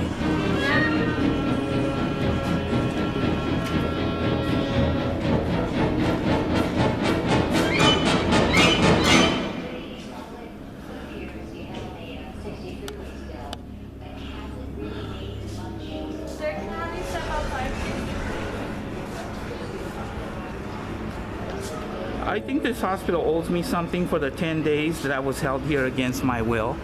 If they can hold me here against my will for 10 days, yes. Hi, Craig Garner. I'm the hospital counsel, and I have to ask you to please put that down, as it's a violation of law to record anyone without their permission. You do not have our permission. I'm now asking. This hospital did not have my permission to hold me here for 10 days against my will in 2007. If you can put people here against their will. Don't leave, but. Yeah. If you can, so again, if you can keep people here. And I'll continue to say that. We're now calling the police. Well, I'm waiting for the police. I hope they don't take too long. But just to be sure, you do not have our authorization to a court. And you did not have the authorization to keep me here for 10 days against my will. The recording right now. You do not have our authorization. It's against the law in California. Please. I say it's not. Please turn it off. It's not. The right to your opinion. It's also, but it's not. It's also against the law to kidnap people and hold them against their will without due process of law. I never had any due process of law. Code Gray? You don't need to. That's okay. We can wait for the police. What's your name? You don't have to answer. Again, just tell him that. And what's your name? Right to record. Under Okay. California law, if you don't give them authorization, they can't do it. Like you said, under California law, if we don't give you authorization, you cannot record. And I didn't give authorization to hold me here for 10 days. You kept me here. And you know, I talked to your lawyer, Adam. Yes, Adam is my Holland. Adam is my employee. Okay, Adam Holland. I talked to him and I told him all I wanted to do is I want to know why I was held for 10 days. Why was I held here for 10 days? And he said, maybe you've been drugged in these 6 mental hospitals because you're nuts and you deserve to be drugged. That's what he told me. But what does he mean by that? Would you like to step outside? Is it a punishment? Walk outside with us? No. Because you're raising your voice and you're going to upset people. I don't want you to upset people. So please, I ask to keep your voice down until the police come. But still, you don't want to cooperate with me, and I didn't say that. I said, you held me here without permission, and then you're saying that I have to have permission to film you. You do not have permission to film anyone here. I'm expressly telling you have no authorization to film anyone here.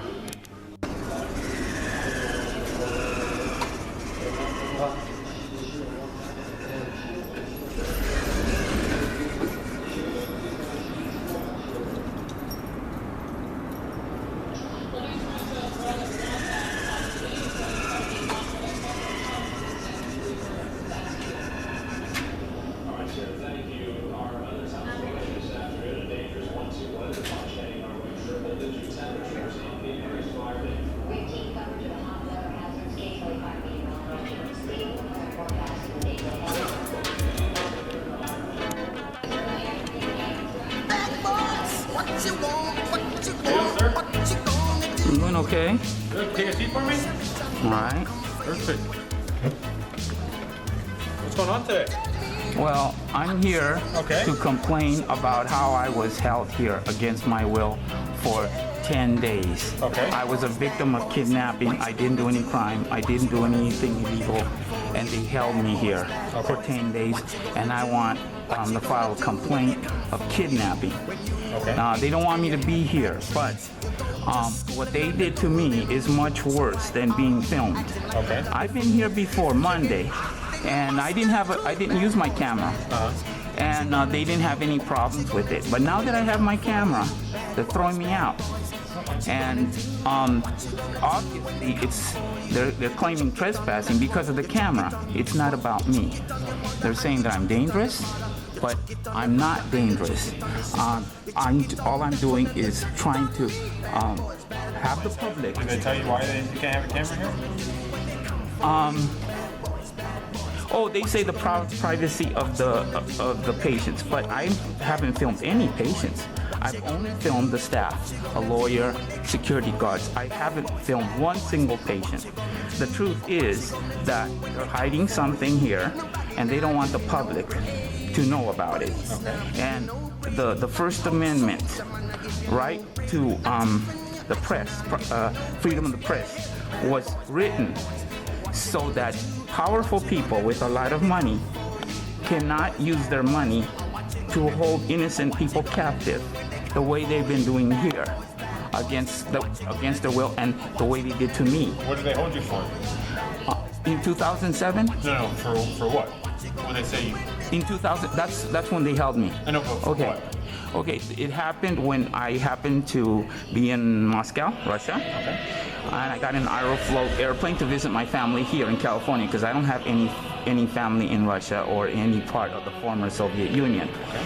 And when I arrived here, all the passengers from the Aeroflot were lined up and asked, what's your purpose for your visit to the United States? Okay.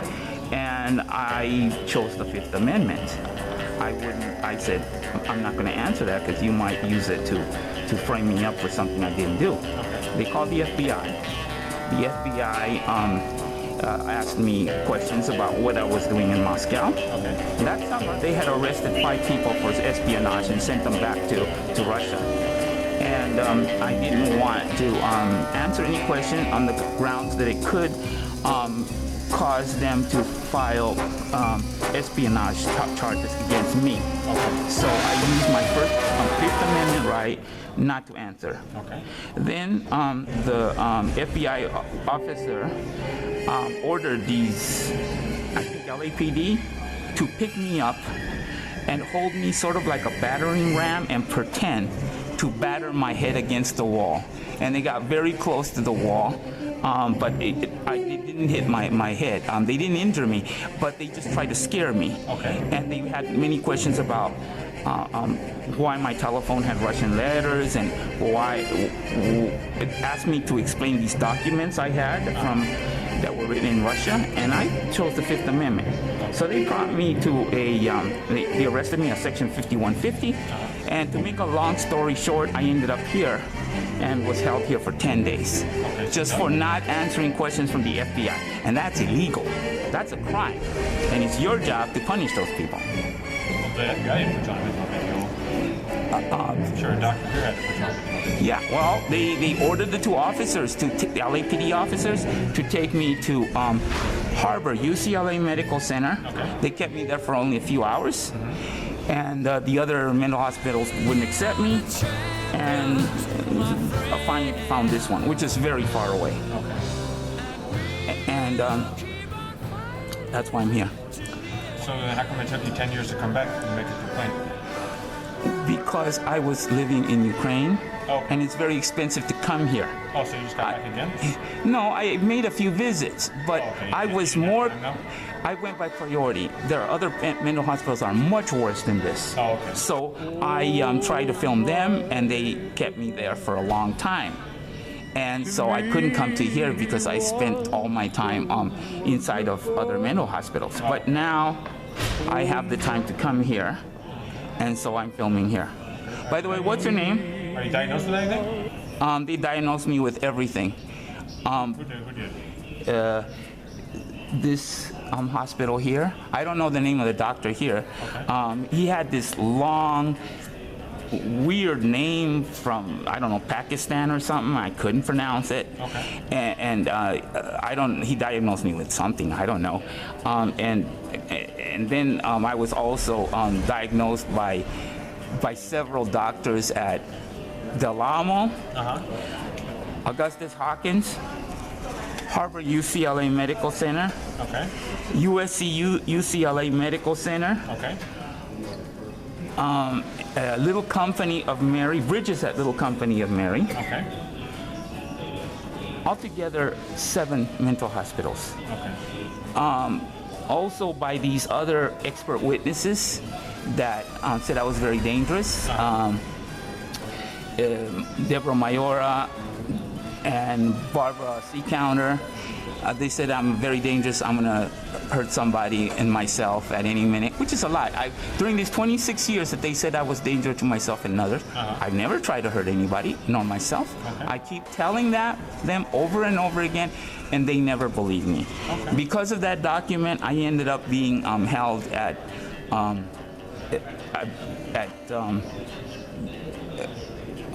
Gateways for 11 months. Okay. And then I did 3 months at Metropolitan Detention Center. Okay. And all I did was pass out political literature on a public sidewalk. Okay. They didn't give me a jury trial. My eyewitnesses were not allowed to testify. And then 6 years I got out of prison, I found out that my public defender hired these expert witnesses to say that I was very dangerous. And I've never hurt anybody, never tried to hurt anybody before. They just say that so they can keep me in prison extrajudicially. Okay. So Gateways is another of the places where I was diagnosed with everything. So what's your goal here today, to file a complaint against the hospital? No, to film them and to film you. Okay. Okay, could you tell me your name? I just need your name. Officer Cyber. Cyber? Yes. Okay. All right. Actually, I've completed my film right now.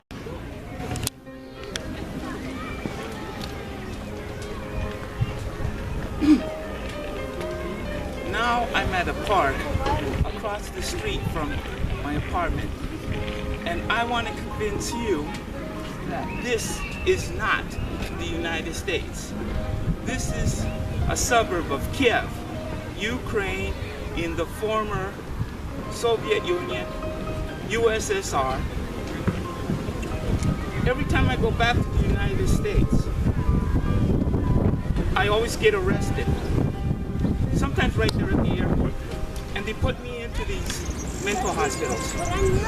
And every time I'm at these mental hospitals, the doctors always ask me the same question. Mr. Sanchez, if the United States is such a tyrannical, despotic country, as you say it is, then why do you live in the United States? Well, this is not the United States. Does this look like the United States? Does this look like a Sherman tank or a Bradley tank? This is not an American tank. This is not a U.S. American tank. This is a Soviet T-38 Russian tank. It is not a fantasy. It is not a delusion. It is a real, cognizant, tangible tank. So how can these doctors say that, ask me, why do I live in the United States? Now, I can't work in the United States because I've been held on a Section 5150 many times. My reputation has been ruined. Nobody will hire me. That's why I had to come here. And I work here. And I work here all winter long. And in the summer, I don't have a job because all my students, they go on vacation. So this is why I'm in the United States only for a month or 2 or 3. Now, you know what happens every time that I get arrested? Usually I get arrested right there at the airport as soon as I arrive, because I won't answer questions from the police or U.S. Customs, which is my right to remain silent. But if they don't arrest me there, and they're not supposed to, because I'm supposed to have a right to remain silent, they will arrest me eventually, maybe out on the street. If I'm on the street in Los Angeles, I will be followed around by a bunch of police cars. And then, you know what happens when I tell a police officer that I live in Europe? They get angry. They don't like it. They don't like it when I say I live in Europe. So every time I say I live in Europe, they say, put your hands behind your back. I'm taking you in on a Section 5150, and you're not under arrest.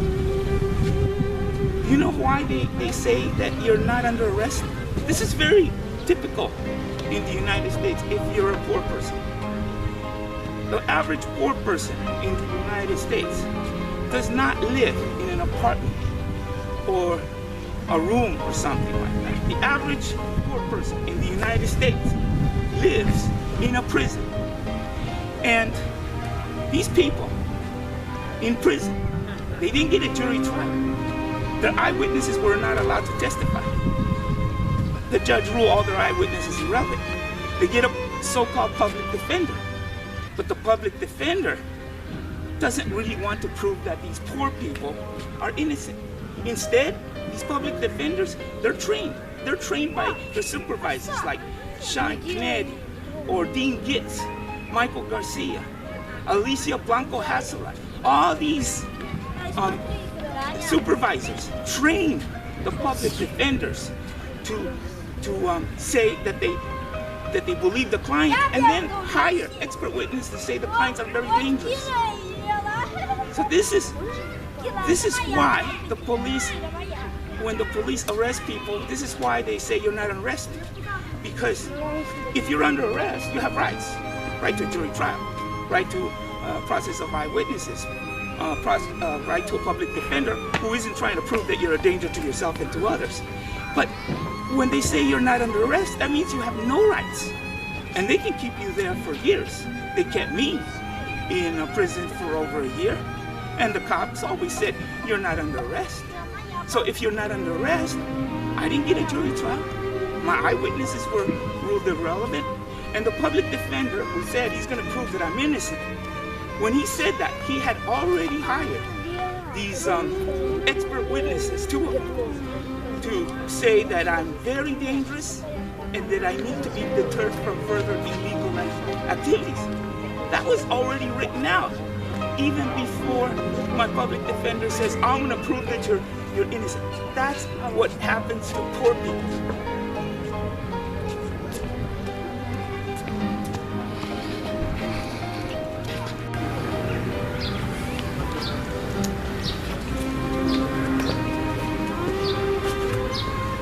When I began this film, I was at Exile Park, which is an island in the middle of the Dnieper River. And it was winter. You saw me walking around in the ice and the snow, and I was showing you different parts of Kiev, downtown Kiev, that big statue, the bridge, Dnieper River, so on. I'm still in a suburb of Kiev. I'm still in Ukraine, Eastern Europe. But that scene that you saw at the beginning of the film in 2013, that was 3 years ago. Right now, it is 2016, 3 years later. Why do you think it took so long? It took me 3 years to make this film. The reason is 2 reasons. 1, the police. Number 2, the mental hospitals. In 2013, I couldn't go to the United States to film the mental hospitals because I have to work.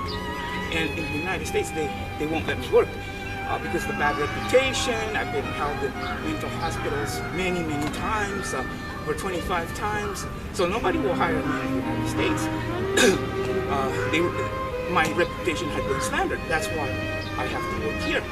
So in the summer, I had to wait for the summer to make those films in the United States. So 2013, the summer, I spent $1,300, which is really cheap because now it costs much more. So I went that summer to the United States and filmed the mental hospitals that you saw in this film, the Company of Mary, Gateways, and so on. But when I got to Del Amo, a woman that I had never seen before, I didn't know her name. Her name turned out to be Valerie. She came with 4 big muscle men, and they grabbed me and they put me into the mental hospitals. And Valerie took my camera. They kept me there for 2 days. And after 2 days and 2 nights, they let me out. They gave me back my camera, and you know what? Everything I had done was destroyed. Now, this is the work I had been doing all summer long. And it cost me big money to get to the United States, $1,300 at that time. And my job isn't easy. Can you imagine somebody who has a job where he could get beat up by the police any minute? A job where he gets often gets arrested and drugged in mental hospitals? Do you imagine a job where you have to argue with doctors, with nurses, security guards, police, which is, you can see the camera shaking. In this film, you saw how the camera is shaking. That's not special effects. I was really scared when I was filming that. And after all that, Valerie destroys everything, all my work. I came back here to Kiev with nothing. I came empty-handed. So all that shivering, shaking, scared, all that money and expense was for nothing. And I couldn't go back to the United States. That was 2013. So I waited. I was working here 2013, 2014. And the summer, I went back. I went back to the United States to try again. And that's how I was able to film the mental hospitals that you've seen in this film. And that was 2014. But it wasn't easy. I was arrested again, right? First by Valerie and her muscle men, and then again by that cop who says, turn around, put your hands behind your back. I'm taking you in on Section 5150. We're not arresting you, which is very typical in the United States. They say you're not under arrest because you're not going to get a jury trial. Your eyewitnesses are irrelevant. Public defender wants you to be in prison for as long as possible. That's how they're trained. And Sometimes you can be there for a year, and that's the way it is in the United States. Now, when I say this is the way it is in the United States, I'm not talking about the rich people. I'm not talking about the middle class. I'm not talking about people who look like a Mormon missionary. Now, if you're rich, the police won't arrest you. You can say anything you want about the police. You can say they're a bunch of devils. You can call them terrorists, baby killers. Call them anything you want. Police won't mess with you. Because you're rich, you can pay lawyers, and the lawyers are going to get these cops in big trouble, maybe even get fired. So they won't mess with you if you're rich. Now, if you're middle class, or if you look like a Mormon missionary, they won't mess with you. You look like a Mormon missionary, you can call the cops baby killers, murderers, terrorists from hell, devils from hell, anything you want. The police won't mess with you if you look like a Mormon missionary. Because if they arrest you, you look like a Mormon missionary, you go to the police station, you talk to the watch commander, and the watch commander is going to believe you if you look like a Mormon missionary. The watch commander isn't going to arrest you if you look like a Mormon missionary. They're going to arrest the cops, or they're going to fire the cops. Now, if you look like me, it's a totally different story. If you look like me, you say anything negative about the police or about the U.S. government, you'll be arrested right there. Turn around, put your hands behind your back. I'm taking you on a section 5150. You're not under arrest. And sometimes you're going to end up being there in over a year, like I did. A year in prison. Why? Because you're not under arrest. That means you don't have any trouble. And they will put you in a halfway house. And they say, oh, it's not a prison. It's a halfway house. Oh, it's not a prison. It's a treatment center. And that's why they say you're not under arrest. So they can keep you in prison for over a year without any rights. Why? Because you criticize the police. You criticize the U.S. government. So this is what I mean by this is the way it is in the United States. Now, if you're a poor person and you're scared of the police, and they ask you questions, and you say, I see nothing, I hear nothing, I speak nothing, like a wise monkey, they won't put you in the mental hospital because you keep quiet. However, if you speak out like me, testify like me, make films like me, you're going to spend your time in mental hospital every time you come back to the United States. And you'd have to come over here or some other country where you are allowed freedom of speech, because you're sure not allowed freedom of speech in the United States. Unless you say good things about the police, say wonderful things about the U.S. government, then you can work there and do everything. But if you criticize the government or the police, as is your right, they're going to put you in a mental hospital for a long time. And that's the truth that people need to find out. For example, just an example, if you're an eyewitness when the police shoot a black guy in the head while his hands are up in the air, you think that they're going to have you come to court and testify at grand jury and say, I saw the cop shooting this black guy in the head while his hands are up in the air? You think that they're going to let you do that? No way. What's going to happen if you saw that, if you're witness to a black guy getting shot in the head with his hands up in the air, you're going to be arrested, and they'll say, we're not arresting you. You end up in a mental hospital, you get drugged. And then they have this thing called reasing. They call a judge from the superior court, and the judge will come and ask you, what did you see, Mr. Smith? Did you see a cop shooting a black man in the head while his hands were raised? If you say that you didn't see it, you're a witness, then the judge says, well, Mr. Smith, looks like you have a horrible illness that has totally ravaged your mind. And so we cannot reintroduce you into the community until you become aware of what a horrible illness you have. So I'm going to order that you are held here for 21 days. So they keep you in the mental hospital for 21 days. After 21 days, the judge comes back and asks you again, Mr. Smith, did you see that cop shooting a black man in the head while his hands were raised? If you say again, yes, I saw it, you think you're going to be allowed to go on a grand jury and sit and tell the grand jury what you saw? Not in the United States. The United States just talk about freedom. There's no walk. It is hypocrisy. It's like Jefferson hypocrisy. What's going to happen is the judge will say, well, Mr. Smith, unfortunately, you still are not aware of how severe your illness is. Looks like you're still not cognizant about reality. And you're living in this fantasy world where the cops are shooting black people in the head while their hands are raised. And then the judge is going to order you to stay at that mental hospital for 30 days, 30-day hold. Eventually, you start getting the message. Eventually, you have to, you know that the only way you're going to get out of the mental hospital if you become a monkey for the United States and say, I see nothing, I hear nothing, and I speak nothing. So I didn't spend all this money to make this very, very expensive film for nothing. I want everybody, not just in the United States, the whole world, to know the truth about the United States. Thank you for watching my film. Bye.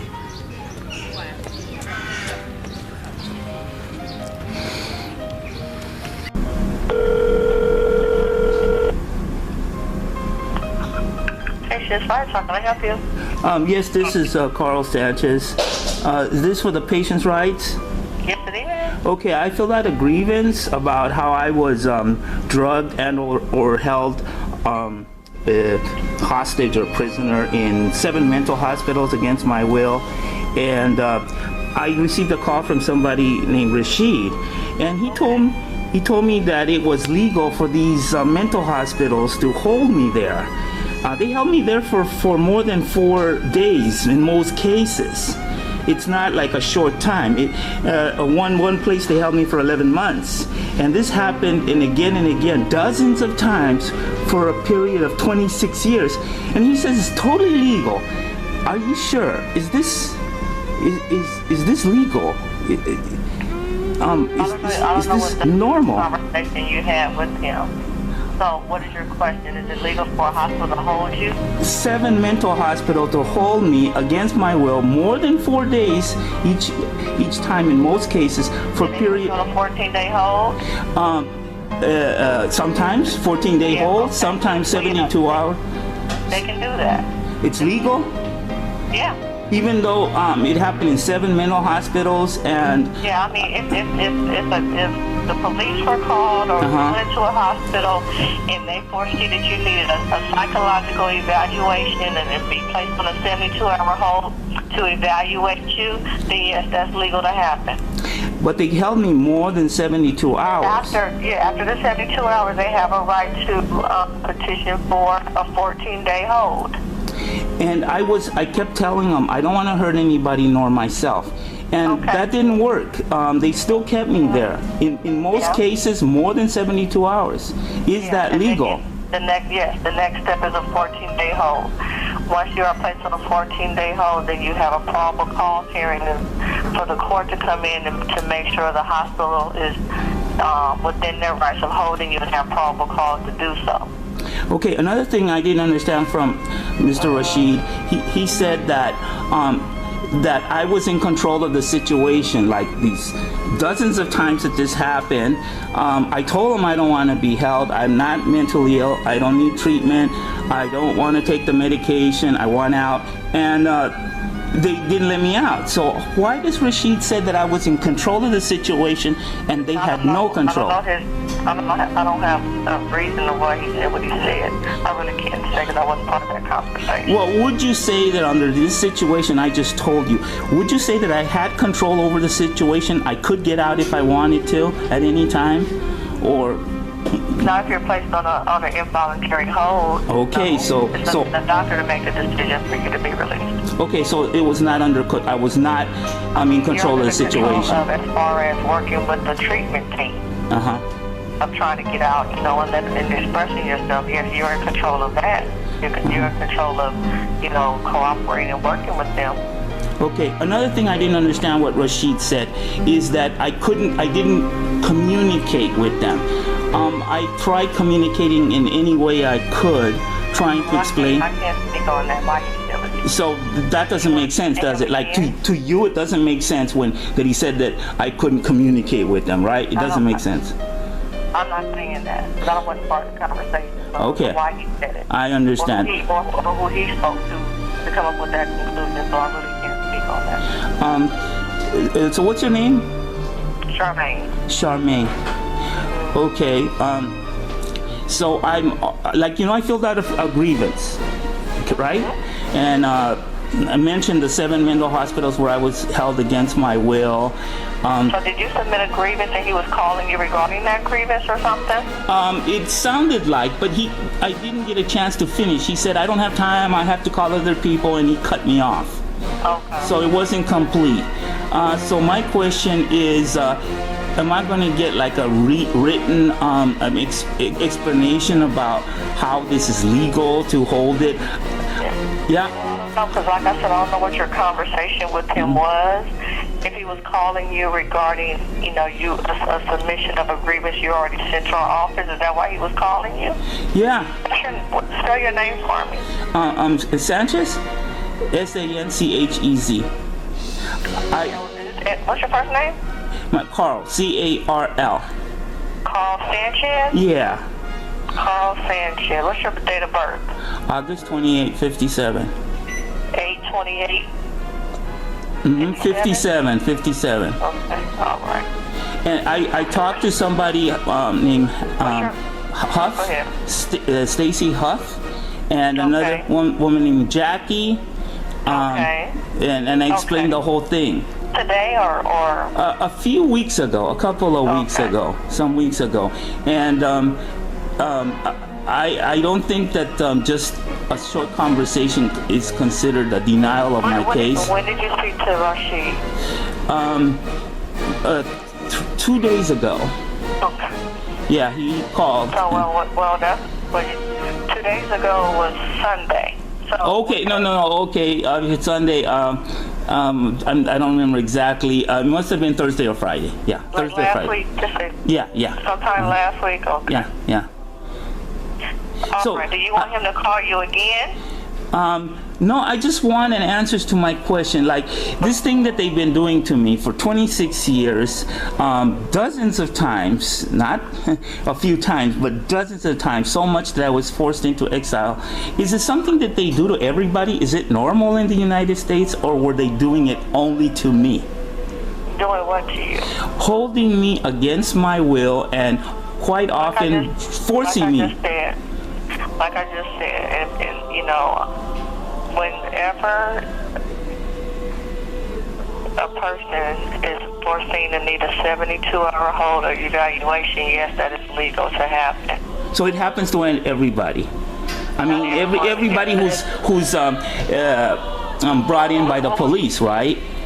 Yeah, if the police foreseen that you need to be placed on a 72-hour hold, yes, they can request an evaluation. Yes. Yeah. So when they talk to like if they feel that you're a danger to yourself, danger to others, or greatly disabled, a designated person can submit you in for a 72-hour hold. Yes, that's legal. But I told them I don't want to hurt anybody nor myself, and that wasn't good enough to let me out in any of those 20 dozens of times, maybe 20, 25 times, and that's normal. Yeah, it can happen. Yes. It can happen. It can happen. So it's like it seems to me each time that I was held that the outcome that I'm going to be held there is already decided. There's nothing I can say to convince them to let me go. I can't say because I don't know what your behavior was during the time of the hold. What was the circumstances? It's a lot of factors that could have happened during those times. Okay. So it sounds like maybe you talked to Rashid at a lengthy time regarding this, Carl. And I don't know if I'm saying some of the same things. If you want, others' opinion about it, you can. And then, if you're hearing the same thing, then most likely that's what it is. Even though you may want to hear something differently. No, it's not that I want to hear something different. It's just that I'm shocked. I'm surprised. But if you want to have, access to a computer or anything like that, you can always look up like mental health laws and what a hospital can and can't do, and maybe that'll give you more clarity once you see it in writing. I have read Section 5150 of the Welfare and Institution Code very carefully, and it seems to me like very despotic. Like it all depends on the psychiatrist. He has full power to hold you as long as he wants. Is that true? Not as long as he wants, no. But he will call a judge. He will call. Doesn't they? I've been reached many times. They call a judge, and the judge doesn't know anything about me. The only thing that the judge knows is what the doctor has been writing, and all the lies that the. Just like with any court hearing, the judge listens to the information, and then the judge has to make a legal decision if the hold is allowed to continue or not. And if the doctor is able to make a case regarding the hold, you know, and you had a public defender and people to help you assist with your hearing, and if the doctor was able to convey to the court the reason why they want to hold you and have documentation of why, then it's legal. It went through the legal process. So these police officers, they say a lot of lies, things that are not true, and since without any evidence, it's legal for the judge to use what the police have written about me and what the psychiatrists have written about me against me, and whatever I say, it seems to be like irrelevant. Is that true? I don't know. I wasn't there. I don't think it's irrelevant, but you know, based on the practice of law and what was legal, the judge made a decision. Yeah, even though the judge doesn't know anything about me other than what the police wrote about me and what the psychiatrist wrote about me, and they're very angry at that time. And the only time they let me out is when they're not angry anymore. Their fury has gone away. The wind has gone out of the sails, and eventually let me go. But sometimes this anger towards me can last months. Well, I can see that you're, you know, upset about the situation and whatnot. And, you know, I don't know if you ever will get the answer that you're actually looking for. You know, I think you just gotta, I don't know what to tell you what to do regarding it. I think you spoke to Rashid, who was the supervisor of the patient's rights office, and gave you the information, I think, that you know, or answered your question, you know, to the best of his ability, and you know, what's right, you know, what the truth is and what the facts are. Okay, I appreciate answering your questions. Could you just tell me your last name, please? Turner. Turner? Okay, thank you, Ms. Turner. Thank you very much. All right, Carl. Bye-bye. Bye-bye.